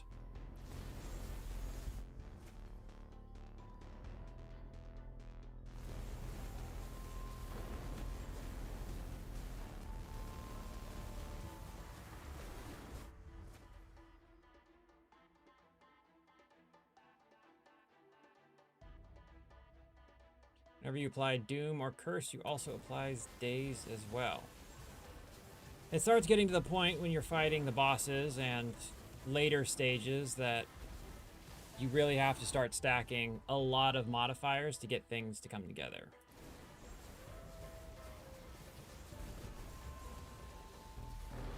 Stuff starts... Like, this is a game of scaling. Numbers get bigger. And when you move into like endless mode, trying to survive forever, those are issues you start to run into.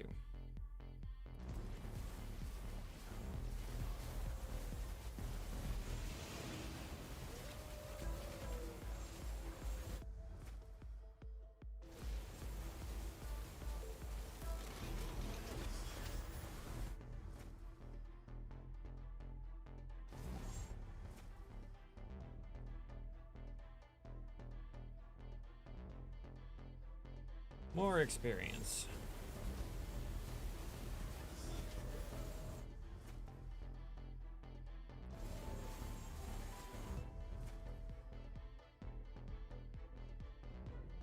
Damage, move, burn. Add modifiers. So you have a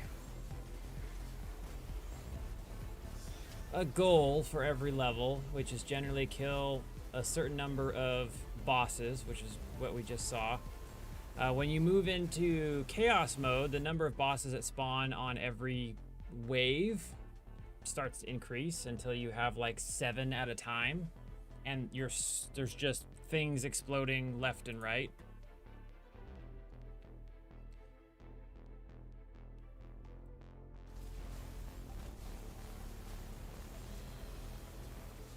But generally it starts out per level at about 3,000 mobs killed in total, 2,500 or so, and 5 bosses. Alright, make everything bigger. That's what we want, right? Bigger is always better.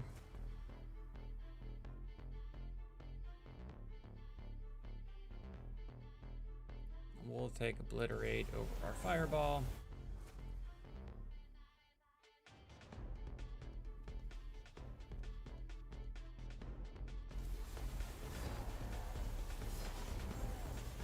one of the things that they have in this game is known as multicast.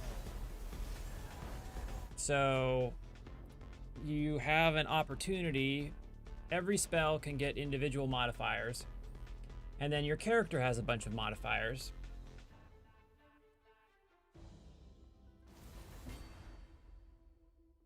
One of them is multicast, so chance to cast any of your spells more than once. It works for everything. You got a ground effect spell like I have here, this aura that follows me around. You can cast 2 of them and have 2 of them underneath you, and you're doubling up. And it can get to the point where you have 300% multicast chance for your character, plus a whole bunch on your individual spells. And so one spell that normally is really slow and is casting out every once in a while becomes the thing that eats up most of your screen.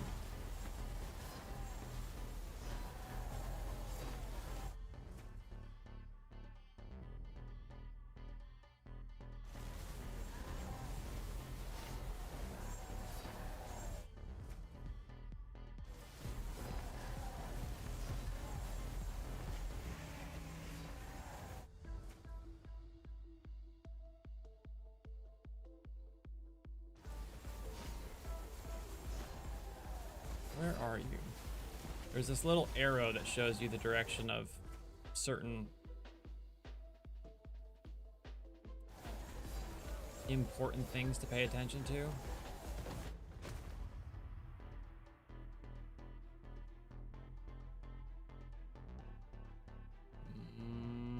Experience.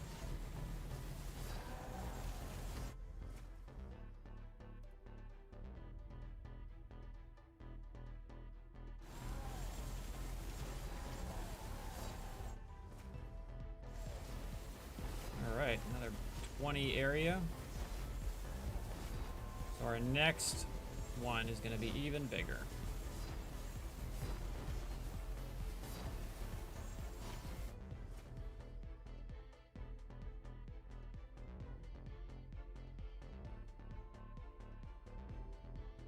I don't know if I'm gonna, you know what, I might keep the arcane disc.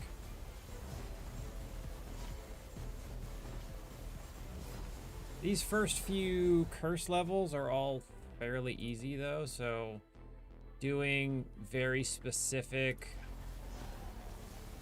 builds isn't nearly as important.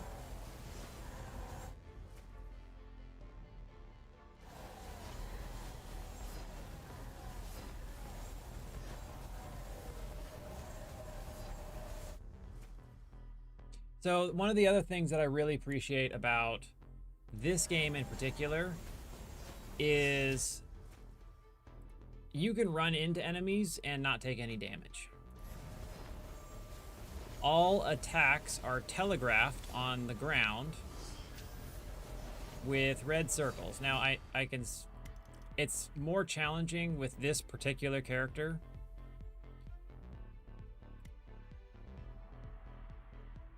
Special effects.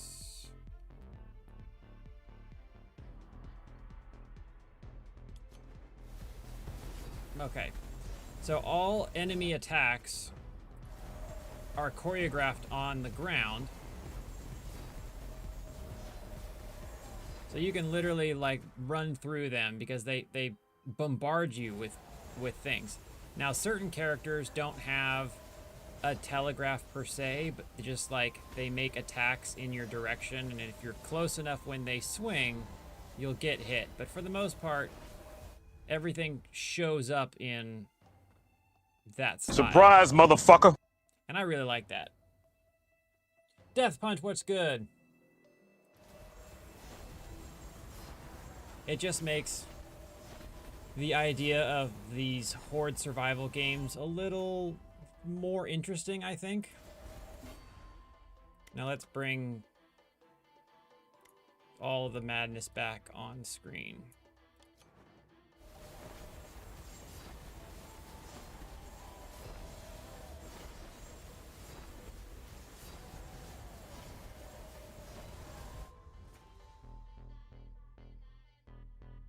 And let me see.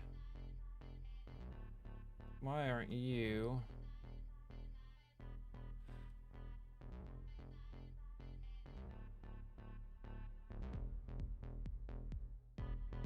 Bring that up just a smidge.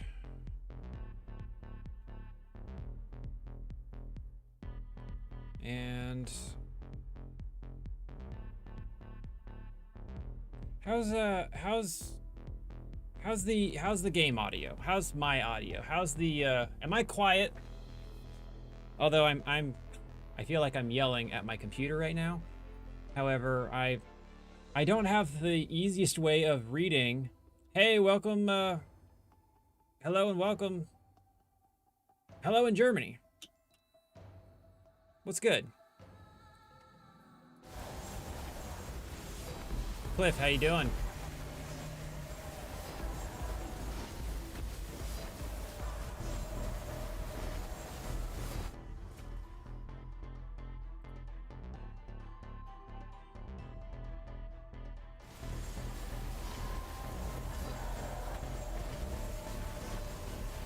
But yeah, how's the game audio, my volume? It's a nice clean level. I've got like I got my shit over here on screen, and I don't quite know how to read it well on a regular basis. I just made the switch about 7 minutes ago. Then I actually haven't I have not changed. Let's do this. I got through a run, or a few.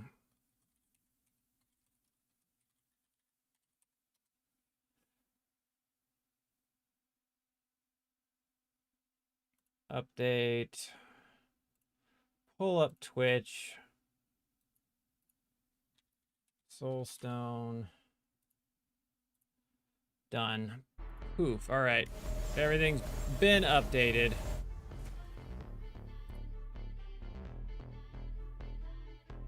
Just taking a little change of pace on the type of chaos I felt like ensuing in. To be fair, I'll probably go right back to Magicraft. One of the games that I've been also... It's been brought up a whole bunch because of Magicraft is Cult of the Lamb God. I think that's what it's called. It's one that was on my radar. I wanted to play. Never played it. But everyone that's seen the game, the Magicraft, has been like, this reminds me a lot of this one. I was like, well, you know, I wanted to play that. Maybe I'll get into that one.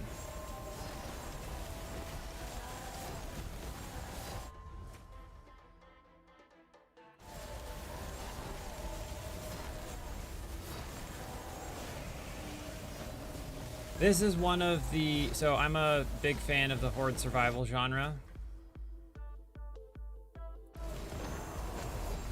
This is, I think, one of the top tier versions of that genre.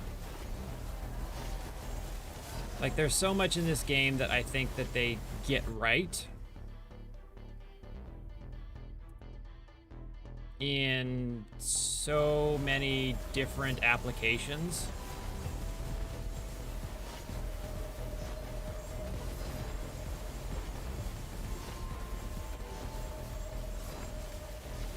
It's always fun when things just get obscene.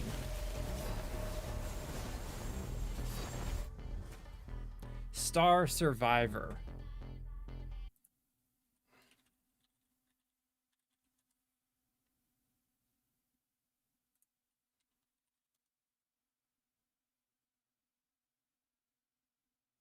Okay, have you... I think it's Nova Drift.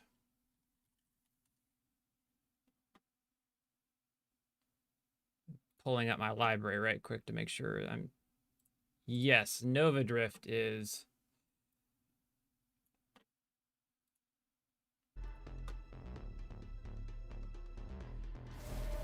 another one. I haven't played Star Survivor, though. Which, I'm going to write that down. I've got a list of games that I'm picking up.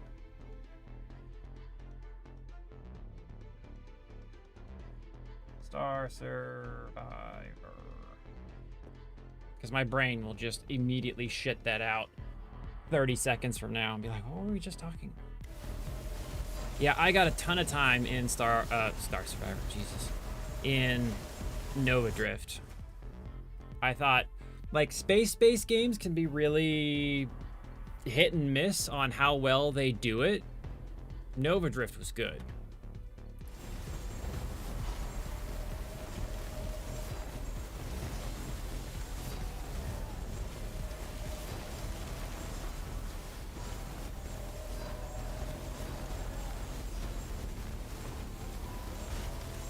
Okay, sell me on all three. Or specifically, Star Survivor and Everspace. Like, what are they? How do they play? Like, what do you like about them? What's the mechanic or the thing that they do well?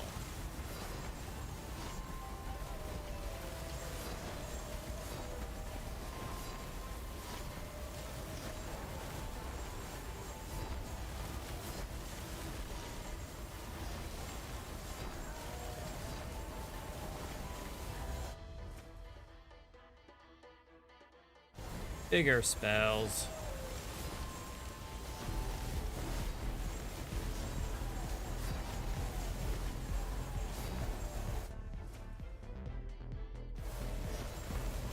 More zoomies.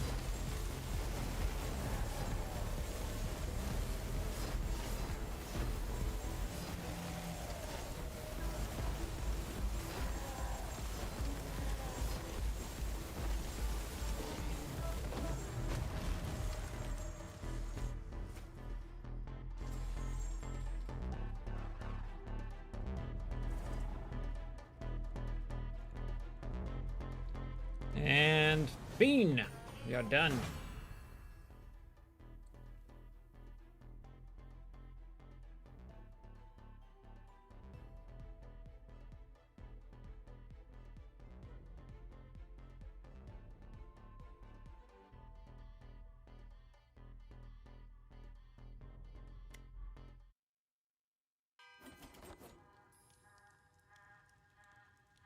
Okie dokie.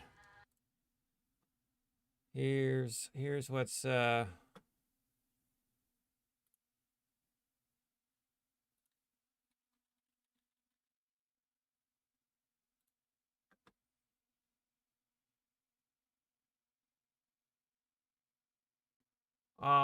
shit.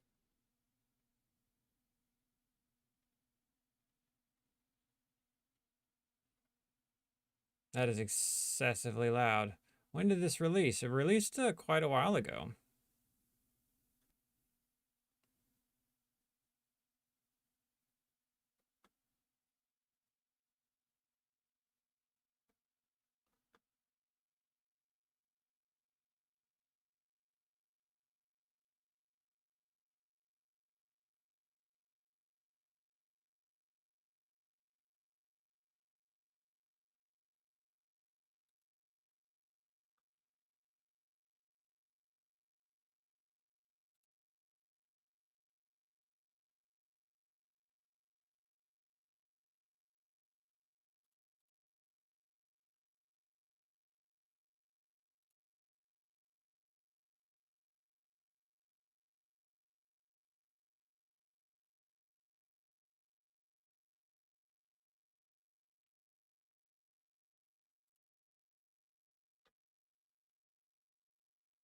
I play and examine all sorts of games like, because like, it's my jam.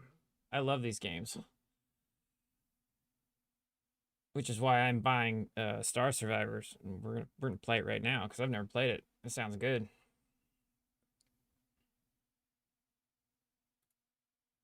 I looked it up on Steam. I seen it. Watched a little trailer for it. And I was like, "Yep, let's do it."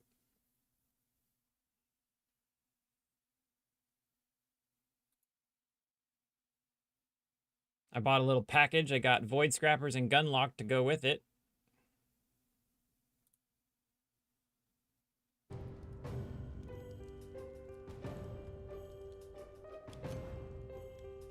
I forget the exit buttons up here.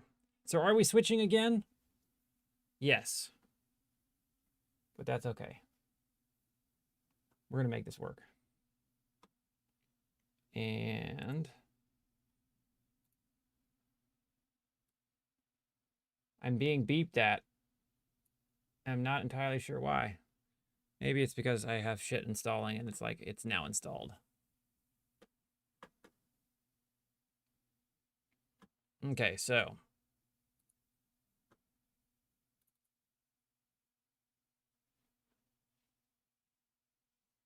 I got to make sure I update stuff.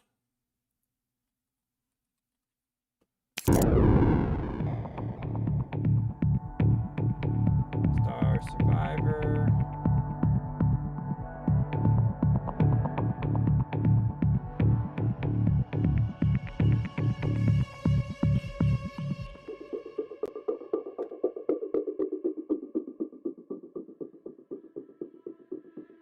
And let's see here.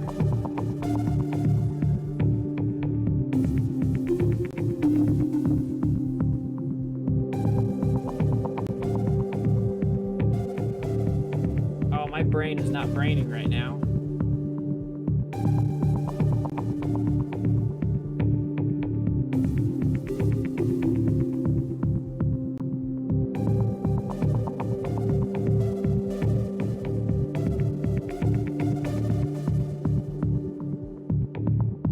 Crank it back.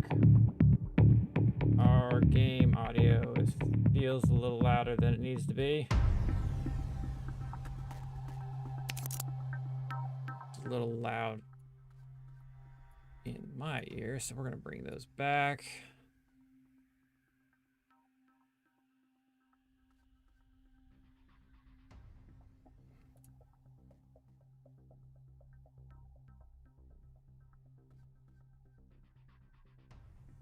Full screen windowed. Let's see if this still works. Does it work? Yes, it does. Okay. And we have to update our titles. Star Survivor.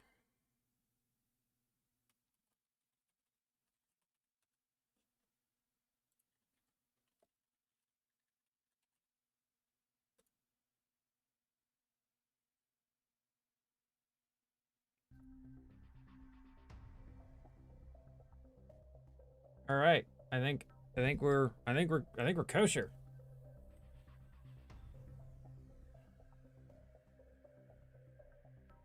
We're gonna add this to our first play series on the YouTubes.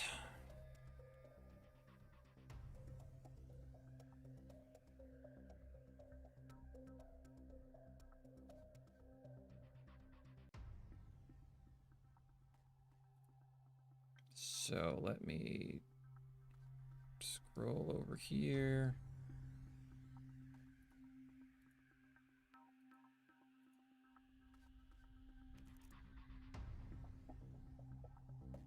Feels like the game got really quiet.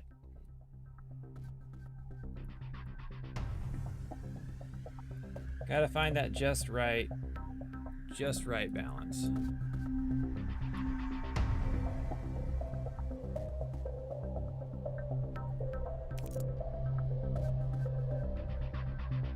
All right. And push record and we'll start getting into it. Hello and welcome to First Play. Star Survivor. Space, hordes of aliens. I don't know. Someone in my stream recommended it, and then I was immediately sold because I'm easy to talk into some things. So we're gonna get in and we're gonna give this a shot, see how it goes. I've never played this before. Played many games like it. I'm excited. Let's see. Star Survivor, haven't played. Nordic Ashes, amazing. Got a ton of time in that. Rogue Genasia, played a bunch of that. I did a stream with that and got to hang out with the dev for like 2 hours talking about the game. It was so good. Death Must Die, also amazing. Played a bunch. Brotato, I've got so many hours in. Her Name Was Fire, never played that one before. Fire. Bounty of One, awesome. So is 20 Minutes. Necrosmith, Realm of the Mad God Exalt. I don't know that I've done the Realm of the Mad God either.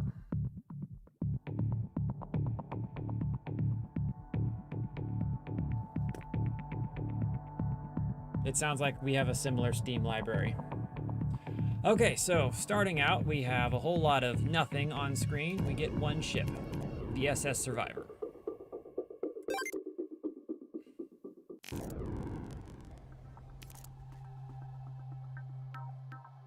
Hey, look, it's a tutorial. It confused me a little. So, this is our map system. I dig it. Everything's laid out. You don't have to scroll around or move up and down to see what it's gonna be. It's kind of nice. Fight your way to the boss. Easy enough. Clicking on a hex will display its details below. Top row shows difficulty and environmental changes. So there's some interesting environmental stuff that shows up in this game that sounds kind of neat. Bottom row shows mission rewards and goals. Upgrade stations will allow you to upgrade equipment cards. Your ship level and upgrades will persist between hex locations. You can buy new equipment cards at the merchant. So upgrades, merchants. Pick the best path to upgrade your ship and defeat the boss.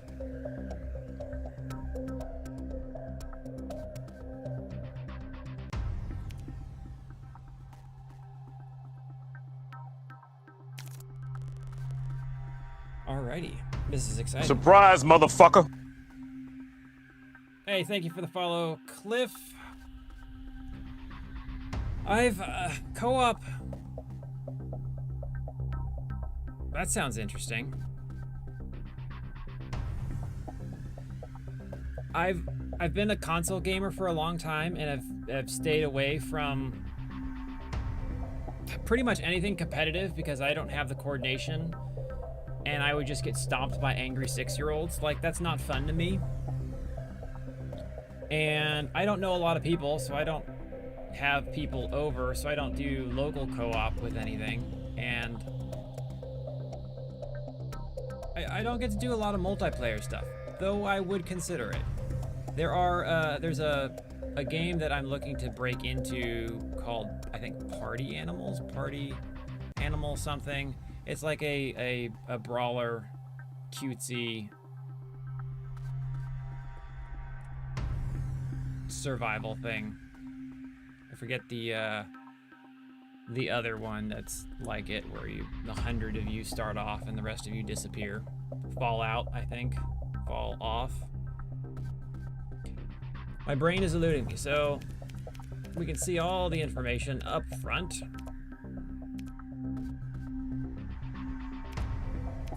Kill 150 enemies, destroy 7 asteroids. I know nothing about what asteroids or enemies look like. Merchant. So I think probably running this top route to at least get 1 merchant and 1 upgrade is the direction I want to take. First time control setup. Set up and test your ship movement and rotation controls. WASD as expected. Use the ship.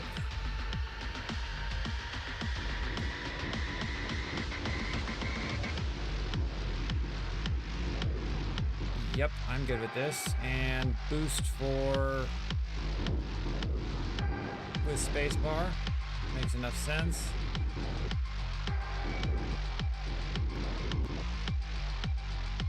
Camera zoom in and out.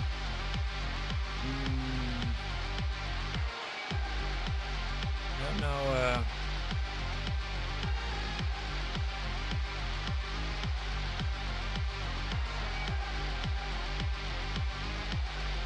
Okay.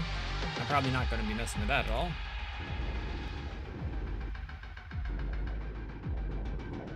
Destroy 7 asteroids.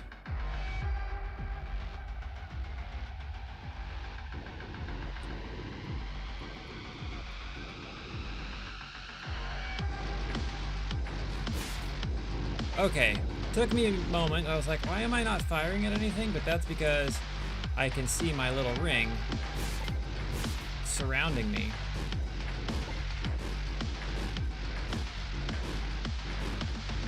Maybe I should get behind it so I can collect experience while it runs.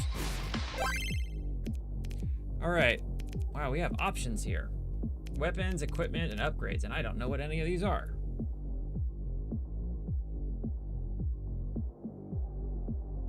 Well, that's unfortunate because I'm colorblind and I can't see if there has actually been a difference between them. Persistent cutting beam weapon. Deploys defensive drone, fighters that attack nearby targets. Plasma cutter.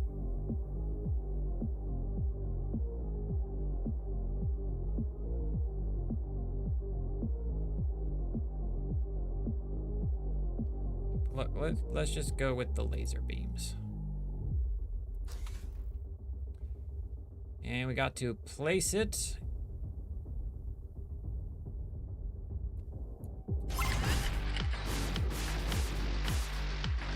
There's our cute little laser beam up front, putting in work. Let's see what equipment looks like. Pickup radius, beam radius.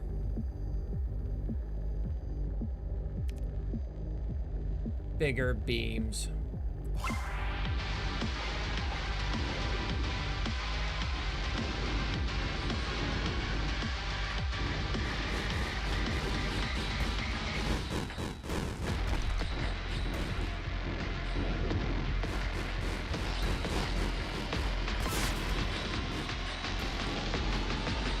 Quick, grab the goodies before it ends. The Brood's Queen has been defeated. Select rewards. Auto turret damage, an extra slot in the back.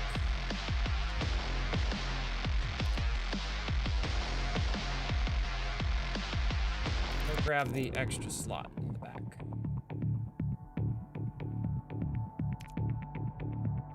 So we could grab some money.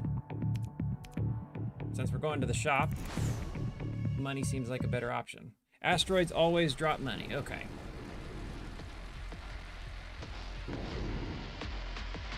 I wonder if there is game speed. Maybe we play fast for a bit. Might regret that. We'll see.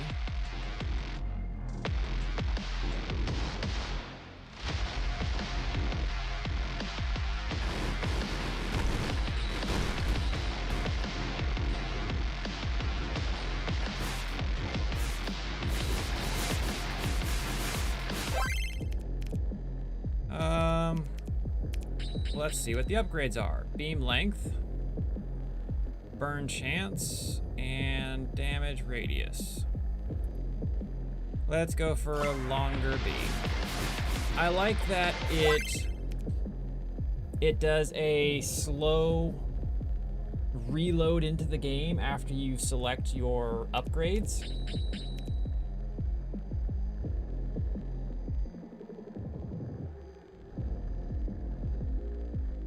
Auto sniper. Auto targeting long range projectile turret that tags targets on hit.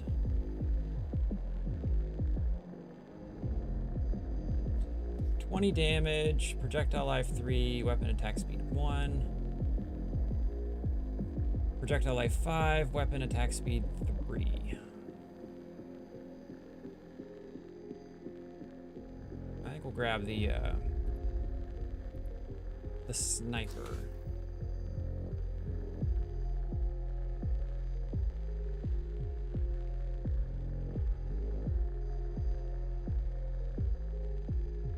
Put that up front as well.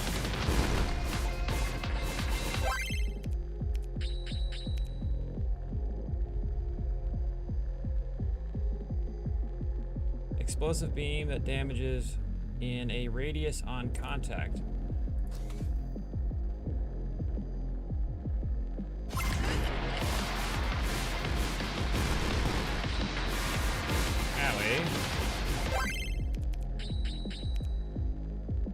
Tri-shot ion cannon deploys lasers that slow and fires an arc of exploding projectiles.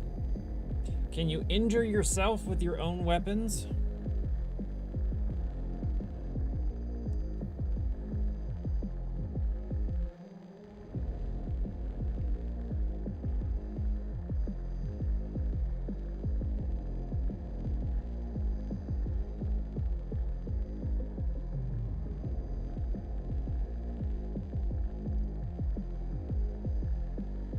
So many options.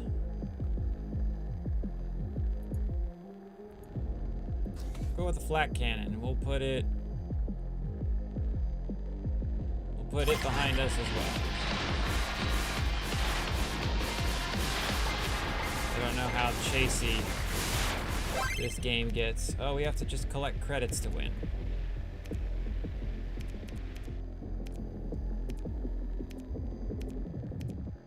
Upgrades. Plasma cutter. 10% chance for beam to pierce on hit. I guess it doesn't pierce already.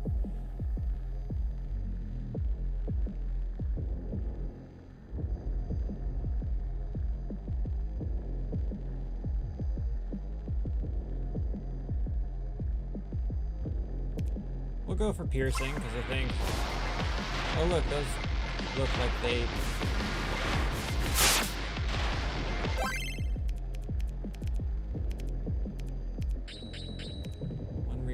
Slot, recharging shield that absorbs damage.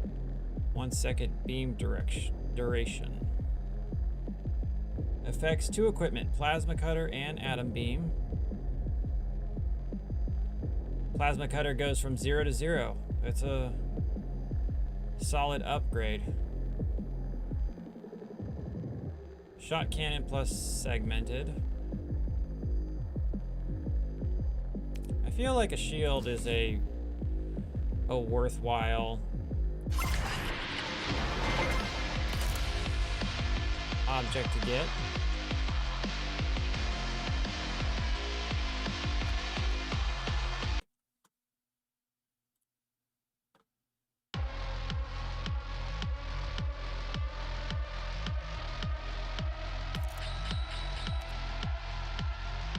Select rewards, 2 of them, awesome.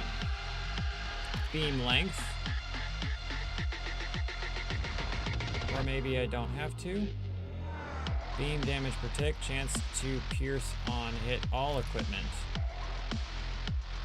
Are there,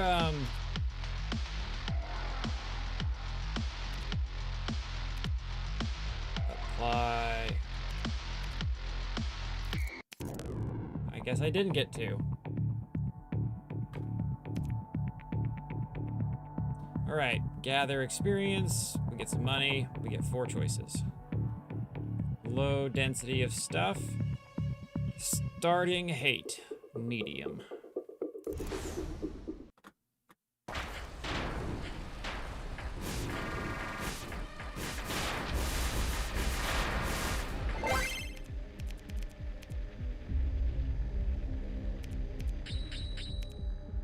% projectile weapon attack speed.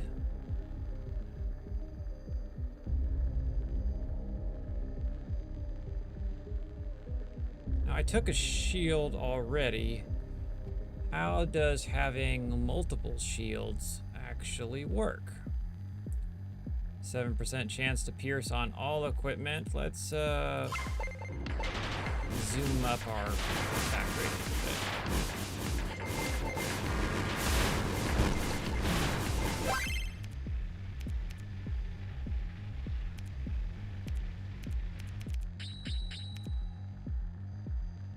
Tagged enemies drop extra experience, 5% chance to fire whenever an enemy is pierced. That seems reasonable.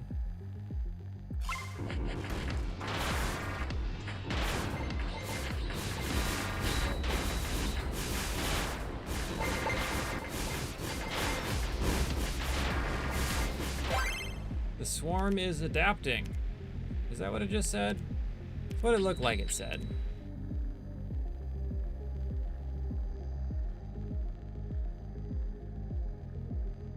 Forward piercing projectile weapon.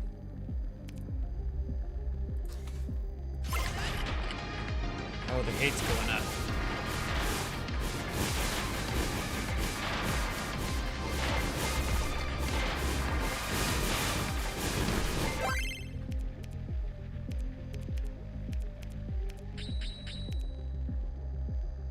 Beam radius.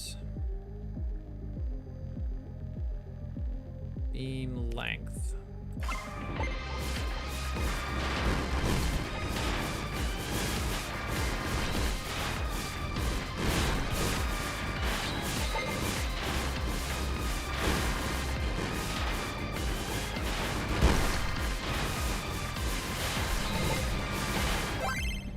I just picked up something and I have no idea what it was. Was it my little credit booster? Is that what it is? Multiple shields, okay.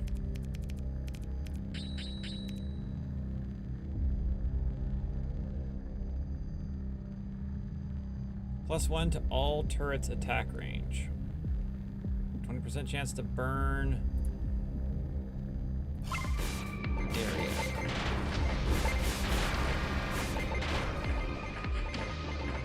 I think I want some pickup radius if I want.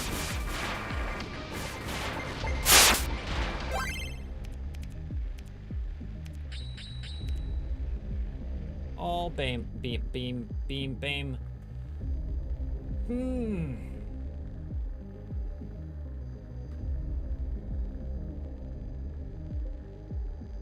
Automatically tags enemies within range.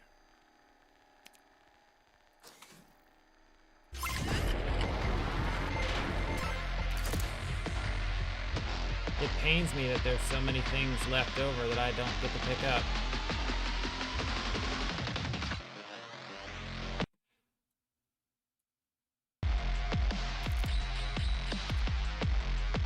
Three damage, burn chance, another shield, more. We'll grab another shield.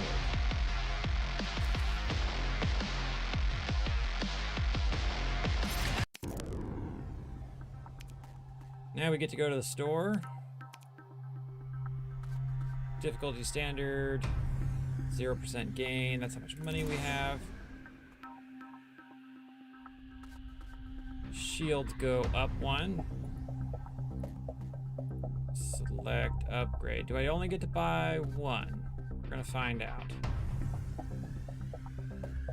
Beam duration. Shield recharge. So let's increase shield health. Yeah. And I can reroll. We're gonna do a shield recharge.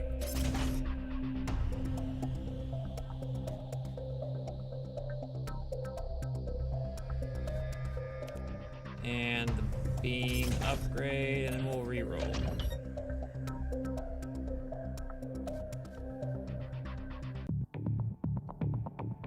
More pickup stuff? I was just asking about that.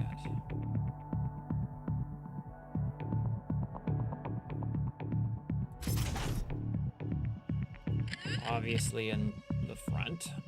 Or maybe I should put it in the side.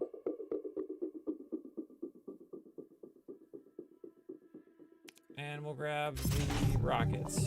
Can I move stuff around? I think I'll exit for now. And we'll go upgrade.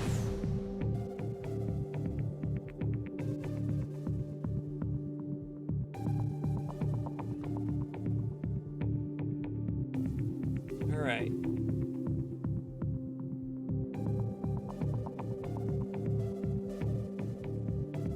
Pretty straightforward. Just increases whatever stat it is by a certain amount.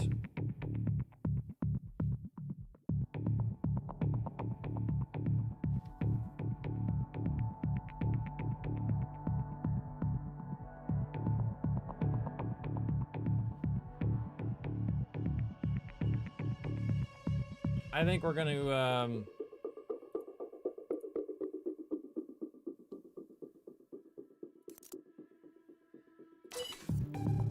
I get to do more than one. This makes me happy.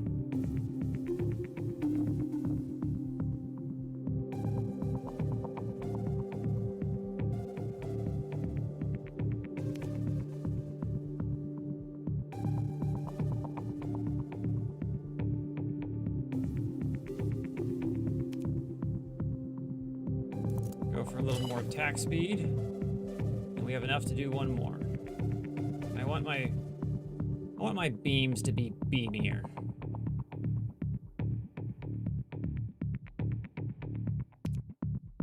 Give me more beam.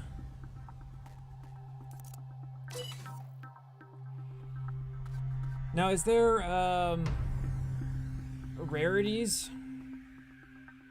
Like, is there a difference in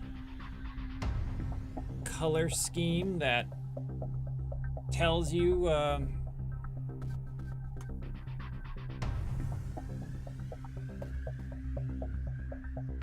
it looks like these might be higher level now because of the border that they have.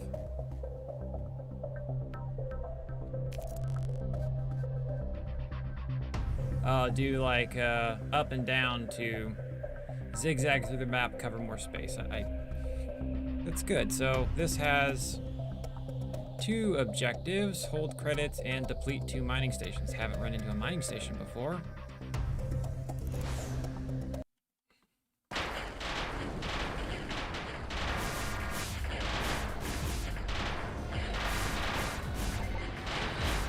Alrighty. Simple enough.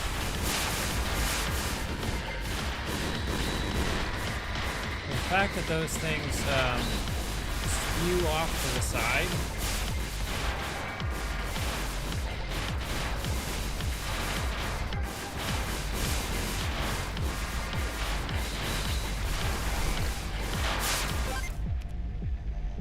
is annoying. The asteroids. Upgrades. Missile damage, burn chance, chance to fire whenever an enemy is pierced. It only affects the one. Burn chance on my plasma cutter? Why not? Or I could re-roll. We'll just put the burn.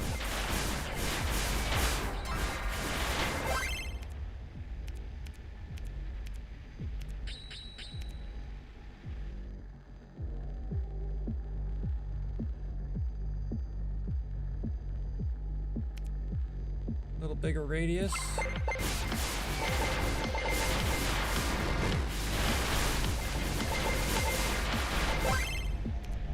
Equipment. Beam duration. Fragmentation. Yes.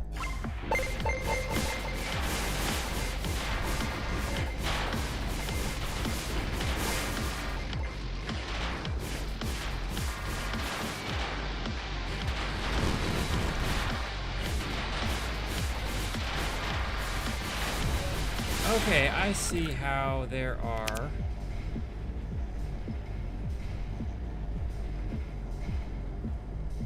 doesn't look like there's a way at the moment to increase visibility, but there's a little circle at the top right now. That's the effective area of weapon.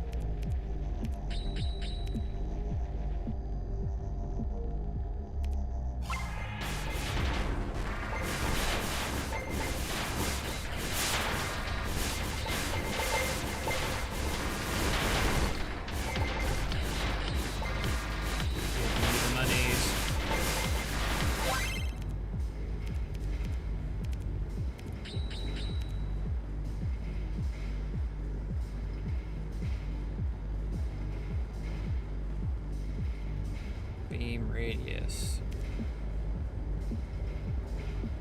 Turret, sniper, flak, rail. You know, some games are really, hey, you are going to die quickly. In other games, not so much. So I'm just preparing in a way that seems to make sense.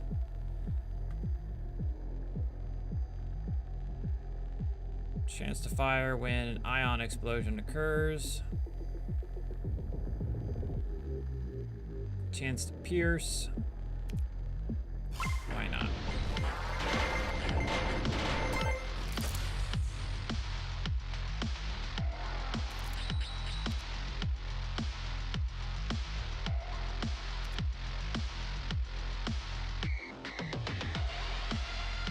Grab some more equipment slots.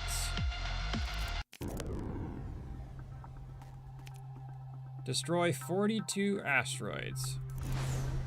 So we about to make some money.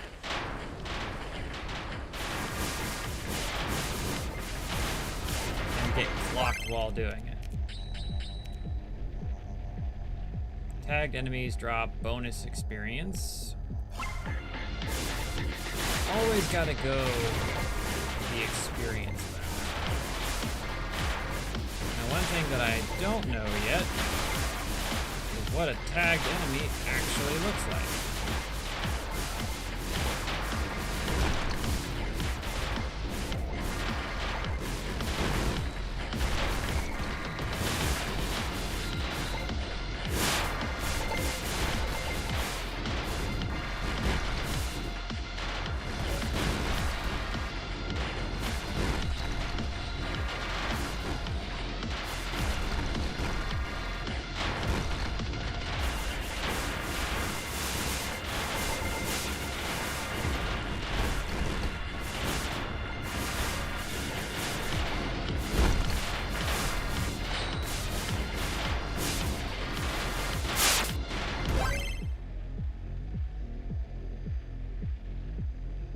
Yeah, that's a thing that I run into often with a lot of these games is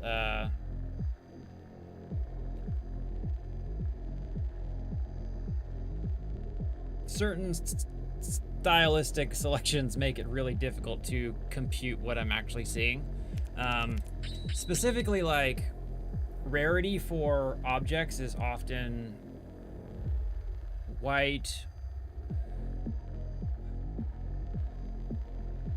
green, blue, red, orange, yellow, purple. There's like a skew there, but it can be really easy for me to like mistake, depending on the game, what the rarity is, and that hinders quite a bit of gameplay. Like if there's coins and experience on screen, I don't have a clue.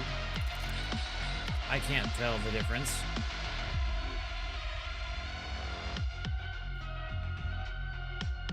Bigger beams.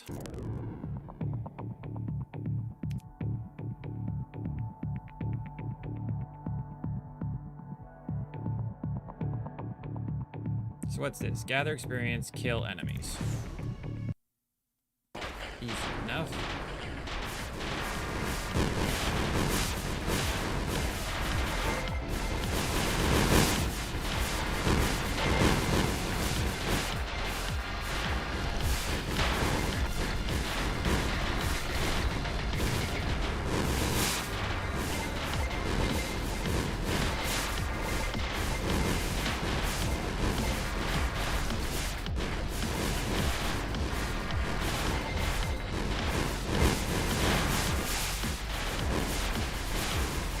I'm getting shot. Is that what's happening here?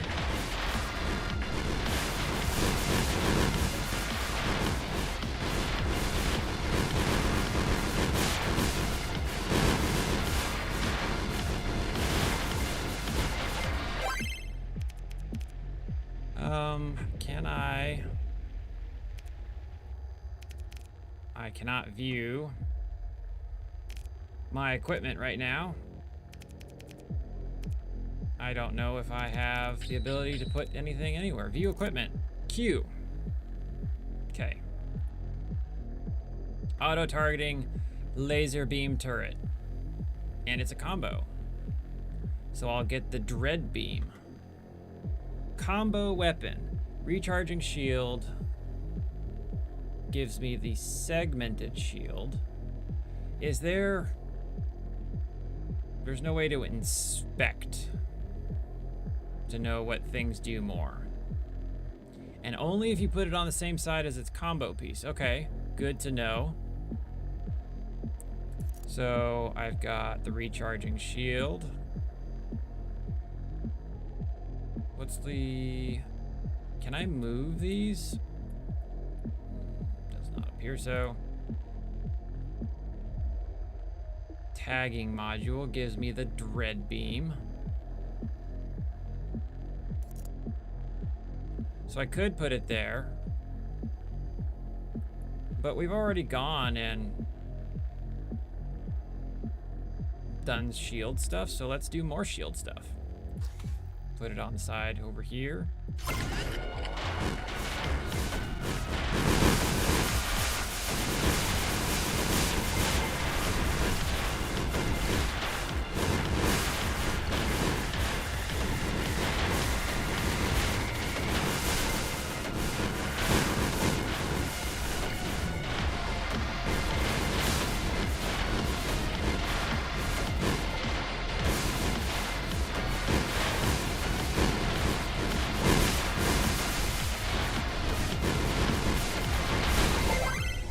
Hey, look at that. Shit's about to get wild. Grab another weapon, and we've got our combo. We could do the Dread Beam on the other side. Remove random moving beam that destroys all in its path. I mean, it sounds cool. But then I don't get my combo.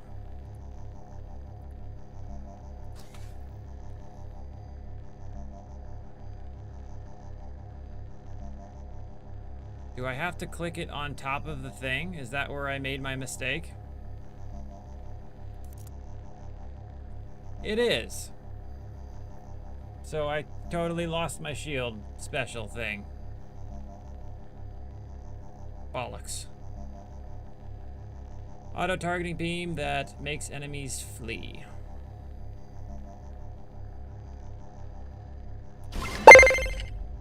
That's not... Why are you apologizing? This is... Unless you made this game on the dev team, had a hand in creating it, you don't get to apologize.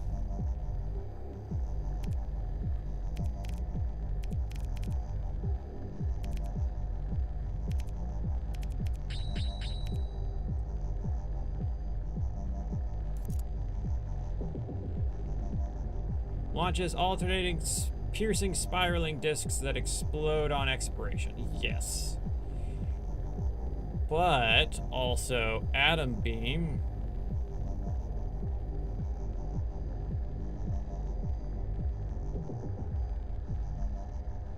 You know, we're experimenting. We're seeing what's out there.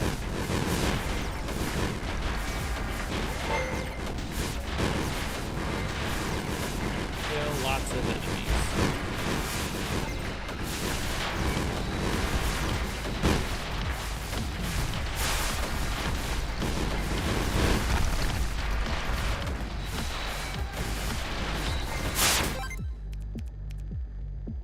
One more weapon for the road. Combo Lancer Beam, Thermal Piercing Beam, Auto Sniper plus.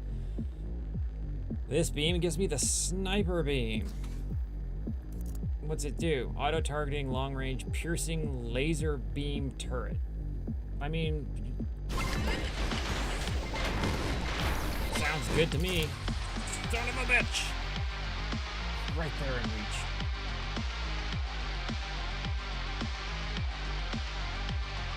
The screen's starting to get a little wide. Fast recharge, auto reloaders.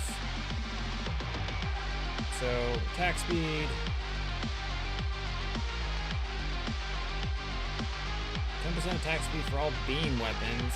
10% attack speed for projectile weapons.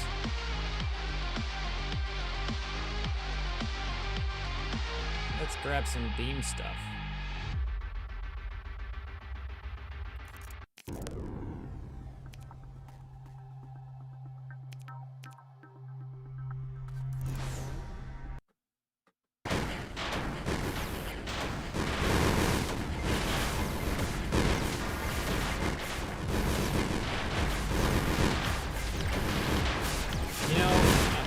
My front laser is, you know, I was kind of expecting a little bit more of what my back laser is giving me.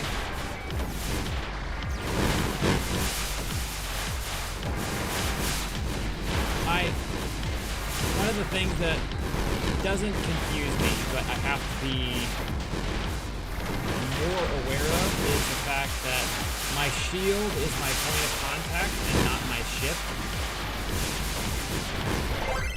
Like, I still have this habit of just being like, oh, my hitbox is just my ship, and the shield is just this representation of that I have a shield. But no, it's actually now my hitbox. I guess we'll grab an upgrade. Extra projectile beam missile fired per volley. Yeah, I imagine that was the end result.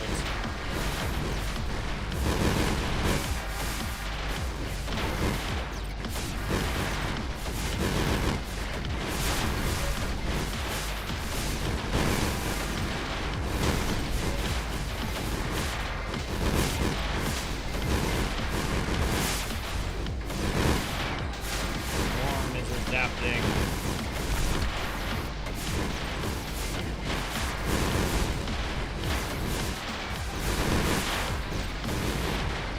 I'm gonna spend lots of hours playing this, is what I think.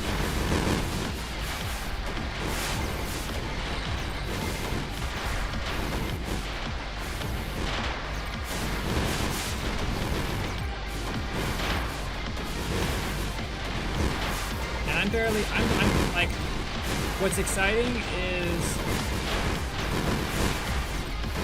there's arguably, visibly, I'm scratching the surface on this game.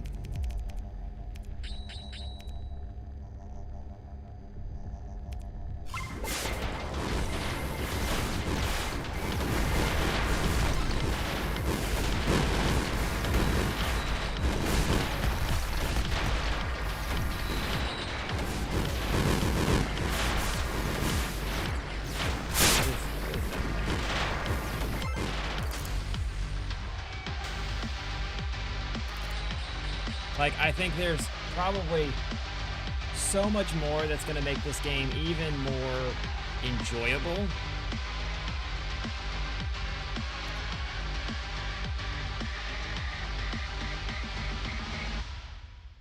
Right, and that's what's exciting.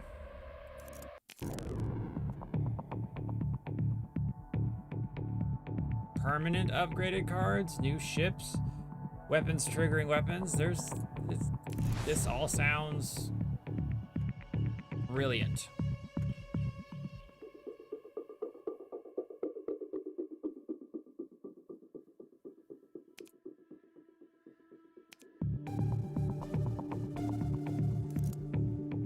More experience.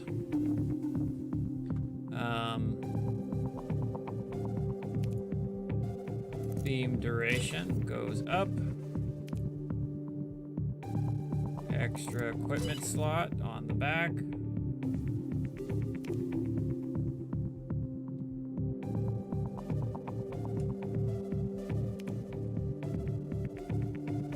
I wish there was a way to make these cards smaller so I could see more of them at once.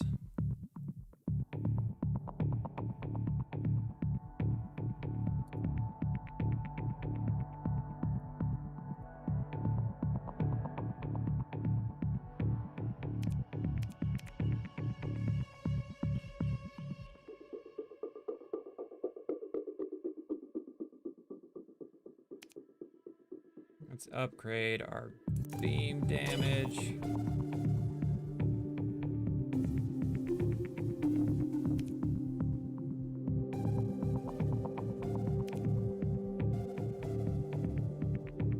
And there's another equipment slot.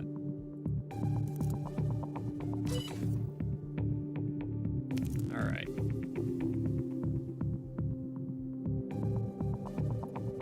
Survive for 300 seconds.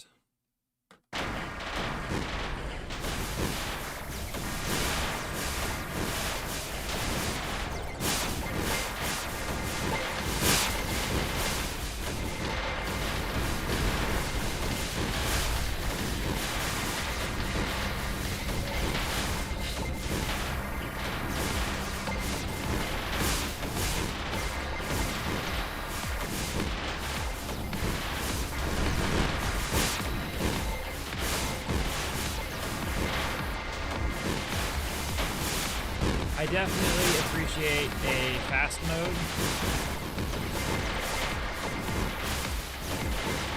especially games like this that are either, time-based, wave-based. They can really slog down depending on how the game progresses, and it can be super annoying having to wait.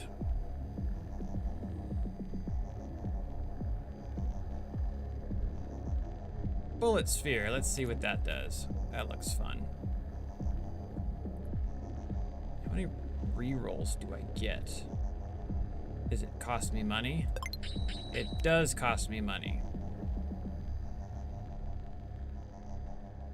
Lancer beams. Fighter squadron. Atom beam, auto targeting, inaccurate burst turret. We're gonna combo enough into our atom beam. Rapid firing beam turret with automatic targeting. Sounds cool. Yeah, I like that reroll system. Give you some options.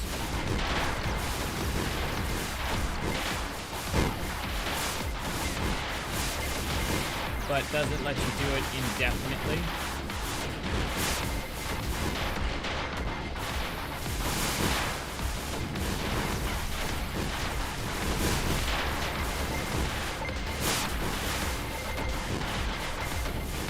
Is this like a bomb I've captured or something and I can run into someone?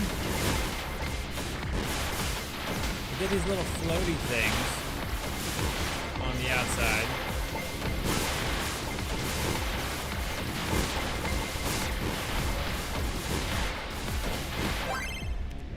Okay, that's also good to know. The cost increases and stays that way. So yep, our reroll is now 9. We're gonna reroll one again. Ooh, so many combos. This mixes with mixes with our rockets for a cluster missile. Mixes with our black hole generator. I think black hole generator wins.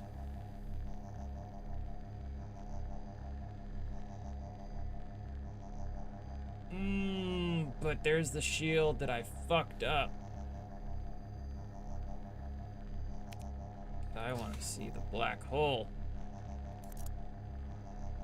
Fires 2 particles that collapse into a black hole. That just sounds cool.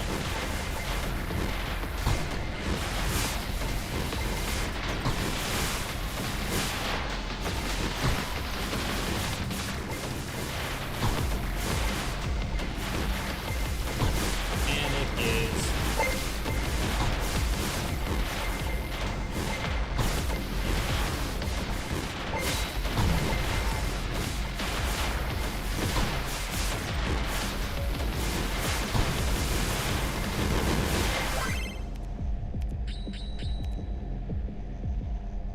Alright, can we get our shield back?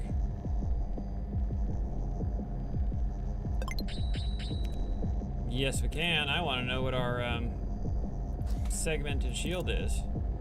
Directional shield that consists of several panels.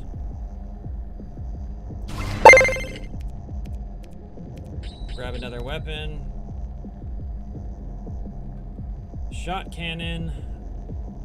So now we get to knock enemies back. Where are you? Fires a spread of knockback ions. Now we have our shield on the side.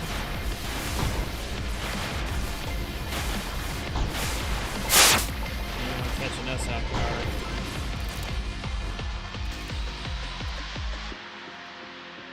Chance to split projectiles. Of course.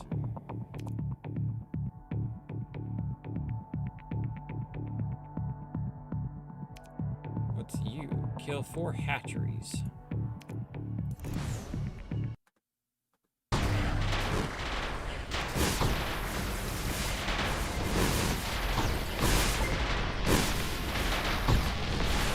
Oh, that's an ion storm. I was trying to figure out, I was like, why is there just this random circle in the middle of my space?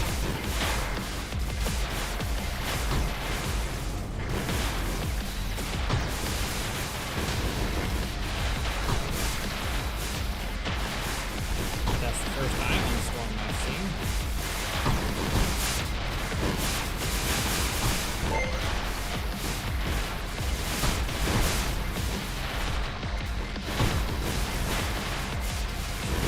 Every time it's like the storm is adapting, all I can think about is the haters conference. Hate. I wish I could see my upgrades from this menu so I can make decisions on selecting stuff.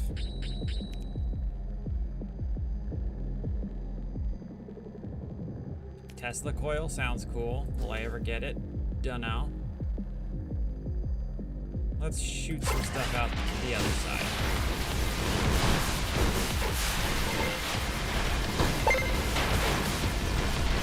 It's a little underwhelming right now, but I get that we don't have it all.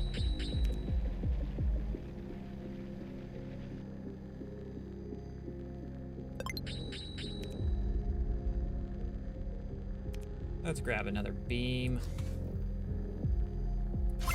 Front.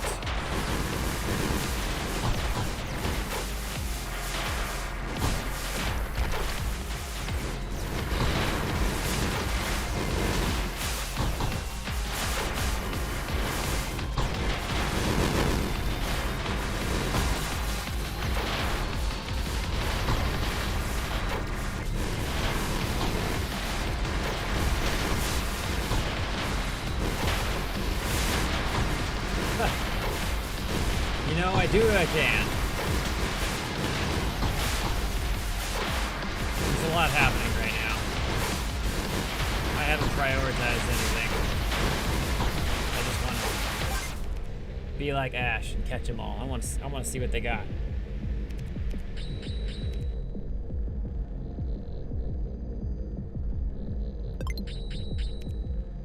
Oh, god damn it. We did it again. We got that two thing happening where it was like, you know what? God beam sounds cool.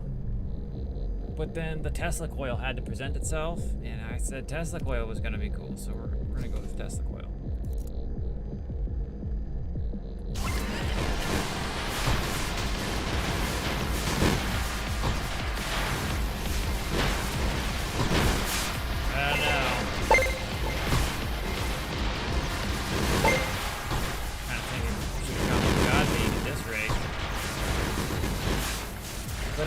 it. All my items are new and underpowered. I don't have all the newest stuff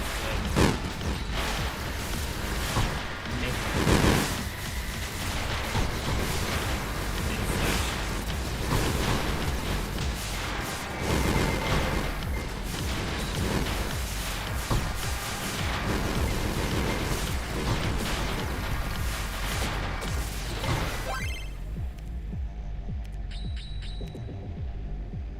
ballistic missiles.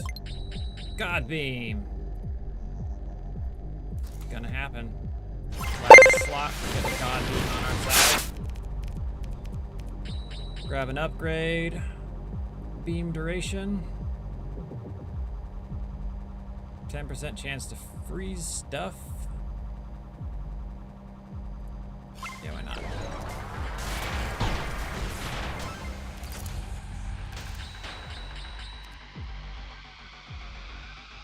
Damage radius on everything.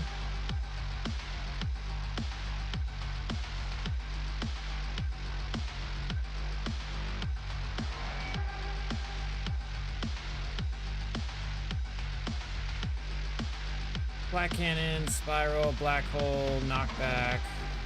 They're all projectiles. We'll go for beam length, because that's what we're playing.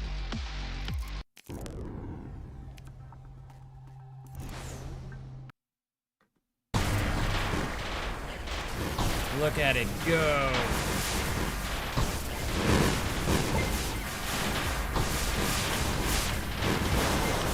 What are we doing? Surviving and destroying some.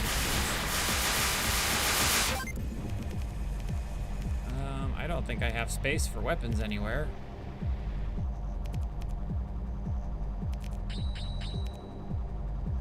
Beam length. Yep.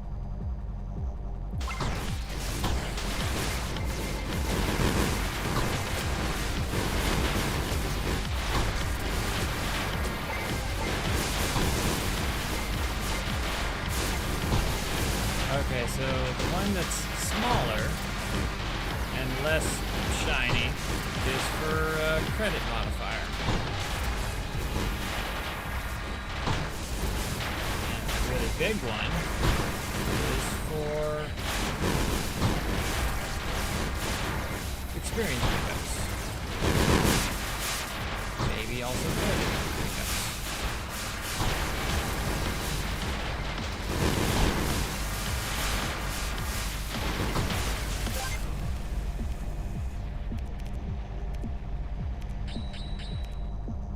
Plus 3 damage on all projectiles. Sounds good.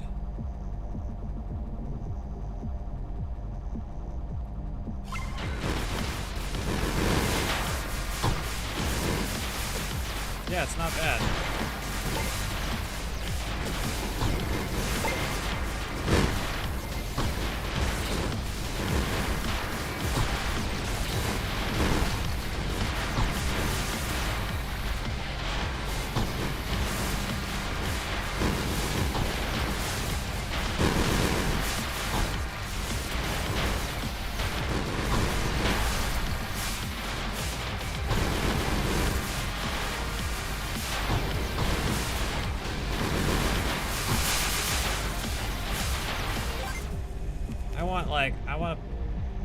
Well, you say the build is wild, and I get that.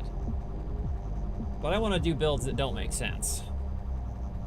That's what's fun about games like this, is just trying to find the most busted version of the thing that doesn't seem like it should work.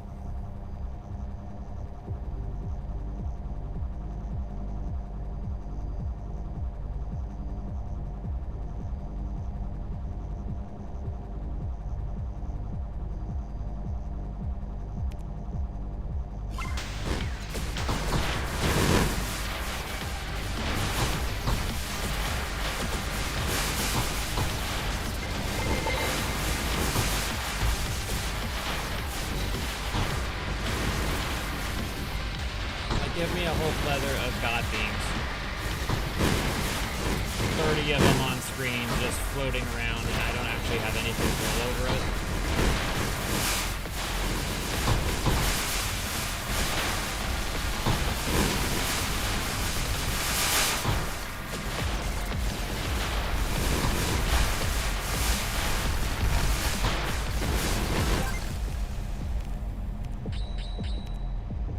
duration.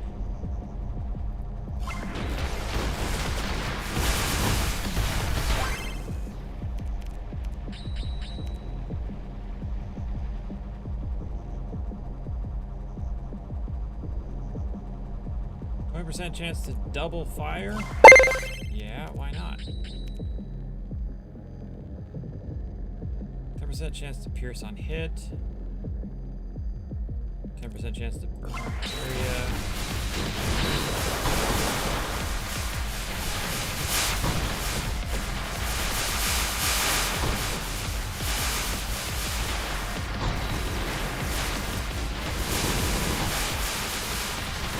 Chance to have a seizure.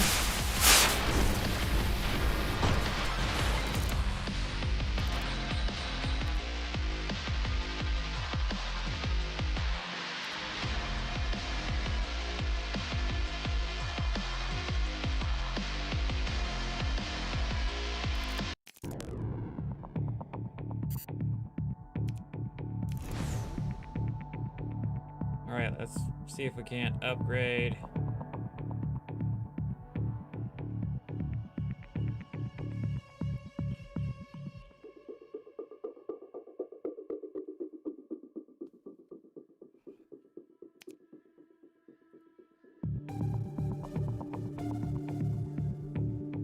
More shields.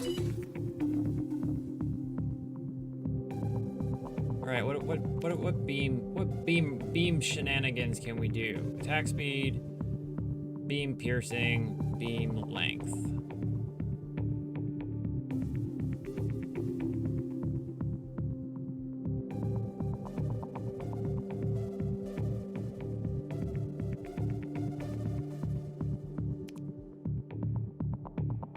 Piercing is probably a reasonable expectation. We can grab one more.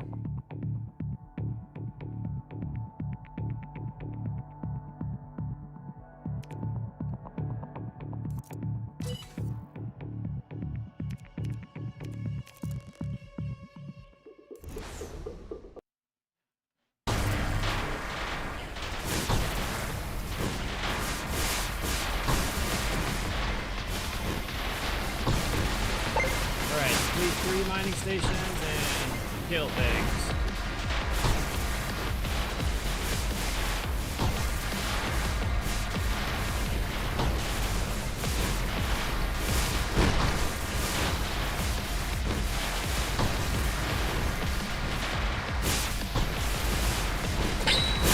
So here's the question.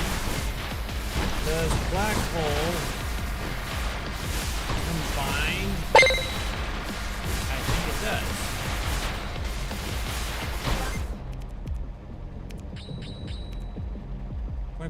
Attack speed for all beam weapons, which only affects the beam turret.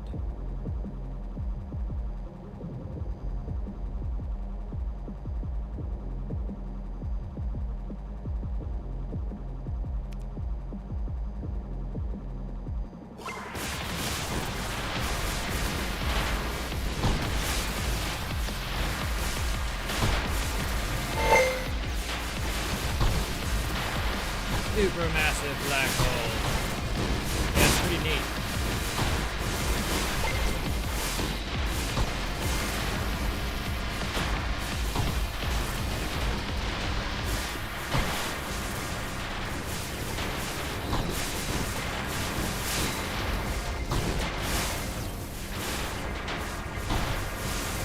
What is a quadrant upgrade?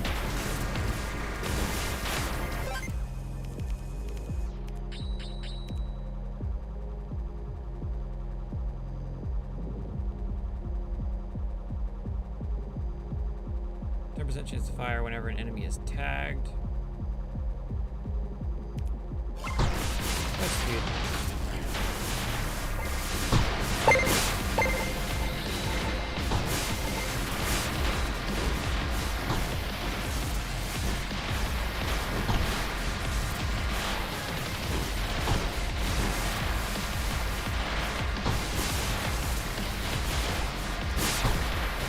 Okay. Oh, look at that.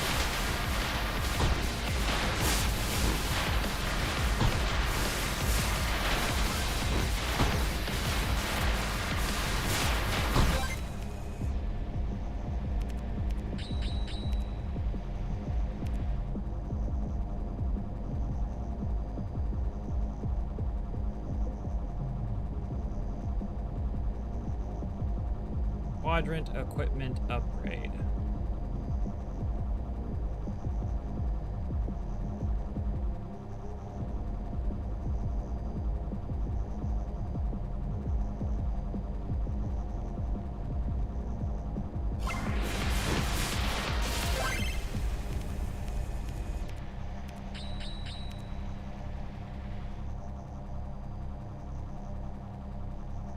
Chance to pierce. Bigger boom booms.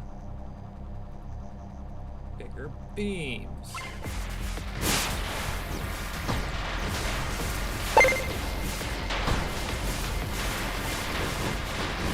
There's part of me that gets lost with what I'm doing, and I'm like, oh, I went in order to finish the mine. I don't have to sit here any longer.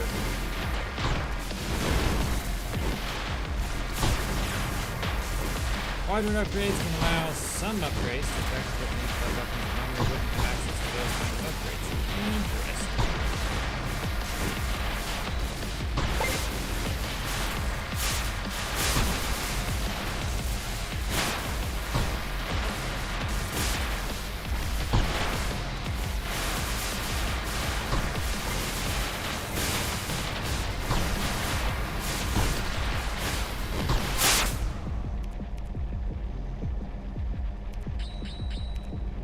Alright, we don't have any room for anything. I imagine we could probably replace things if we wanted. But seeing as we are nearing the end,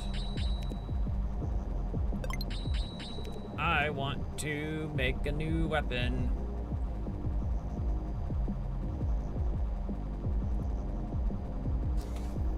So I can mix it with my God Beam. And what does it give me? Calling down a strike that creates a ring of projectiles. Cool.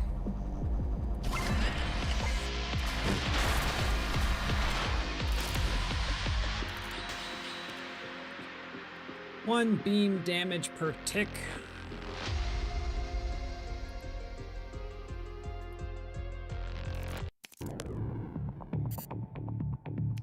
Boss time.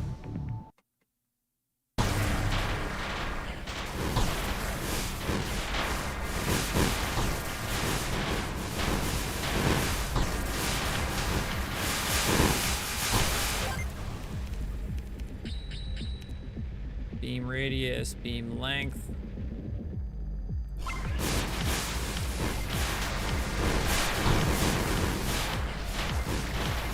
Like, for example, if you have a sniper turret and flak turret on the same side and get the flak turret's quadrant upgrade that gives all projectiles explosive rounds, and the sniper would have explosive rounds as well. Cool. I got ahead of myself in reading and thinking and speaking. But that's neat.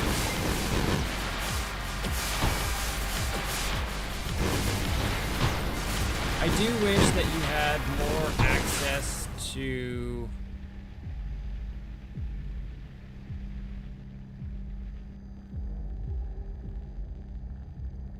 like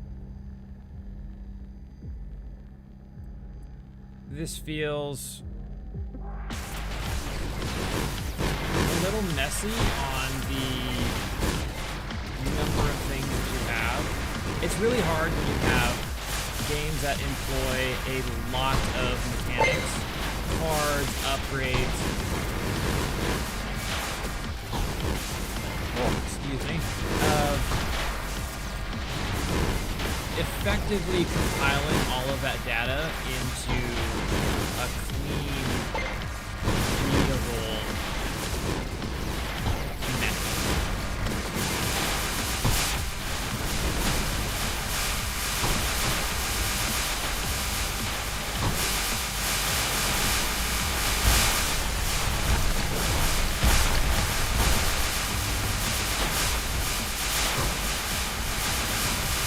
I'm just gonna say this: the graphics on these characters,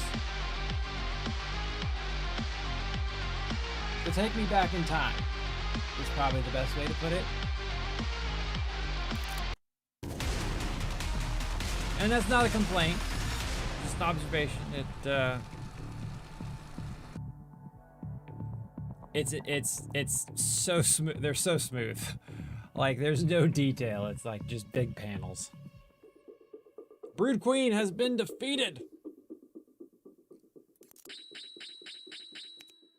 Choose permanent upgrades. So this is snazzy. Pickup radius. That one right off the bat, screaming my name.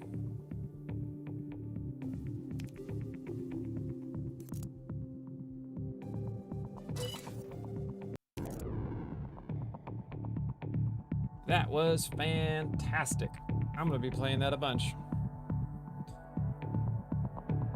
Oh, but now... Okay, so that was the first play. I enjoyed this game. I'm gonna keep playing it. This is probably gonna be a new addition to my channel along with Magicraft. And maybe some other stuff, we'll see. If you like this game, like seeing first plays, like seeing other content like this, feel free to give this video a like, check out my playlist. My brain's not working because it's 5 in the morning and I'm tired, and it's time for me to take a nap. But I guess before we go, I'm being yelled at to go look at a ship. So buy a new ship. Start game, new campaign. All right, I have lots of money. Heavy armored fleet carrier equipped with special gunships. Stealth ship with cloaking that can phase through enemies. That's nice. Durable battleship that levels up whenever it takes hull damage. That's wild. A converted station. Heavy armor and many weapon slots, but cannot turn. Yo, some of these are wild. I immediately want to see what that's like. And that one. Special gunships could be fun. Extended boost capacity. Scout ship that fires a repulsor blast. Whenever experience is picked up. Yes, please. And we're broke. All right, next time we're gonna come in, we're gonna play this. So, streaming Tuesdays, Wednesdays, and Saturdays, and most evenings when I can. Appreciate having you around. Check out the other first plays. Lots of good games just like this. Roguelikes, roguelites, horde survival, other shenanigans. I'll catch you around. Poof. All right, recording is off. The stream is good. That was a good first play. This was a good game. I am excited, and I'm ready for a short nap before I have to hang out with my baby. Won't be streaming later today when I normally do. Normally I stream 12 to 3 on Tuesdays and Wednesdays, but my wife's working today and I got the baby. And trying to game with a 1-year-old is challenging. I managed to play like 15 minutes one time at the end of my stream after a child was handed off to me, and she sat and watched me play, surprisingly. She's not even 1, but there was enough going on that she was entertained. But this is good. I appreciate the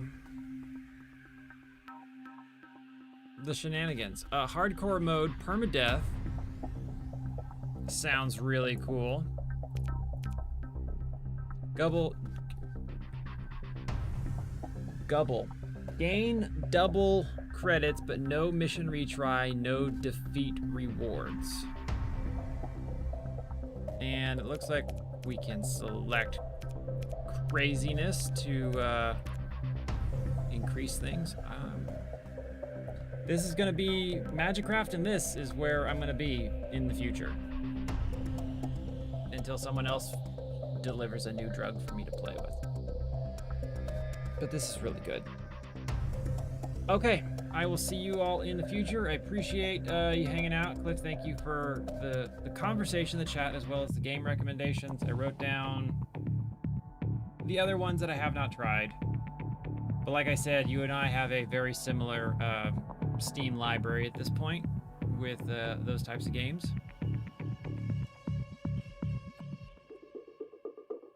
And I'm going to call it a night because my brain is not braining anymore. I will see y'all in the future.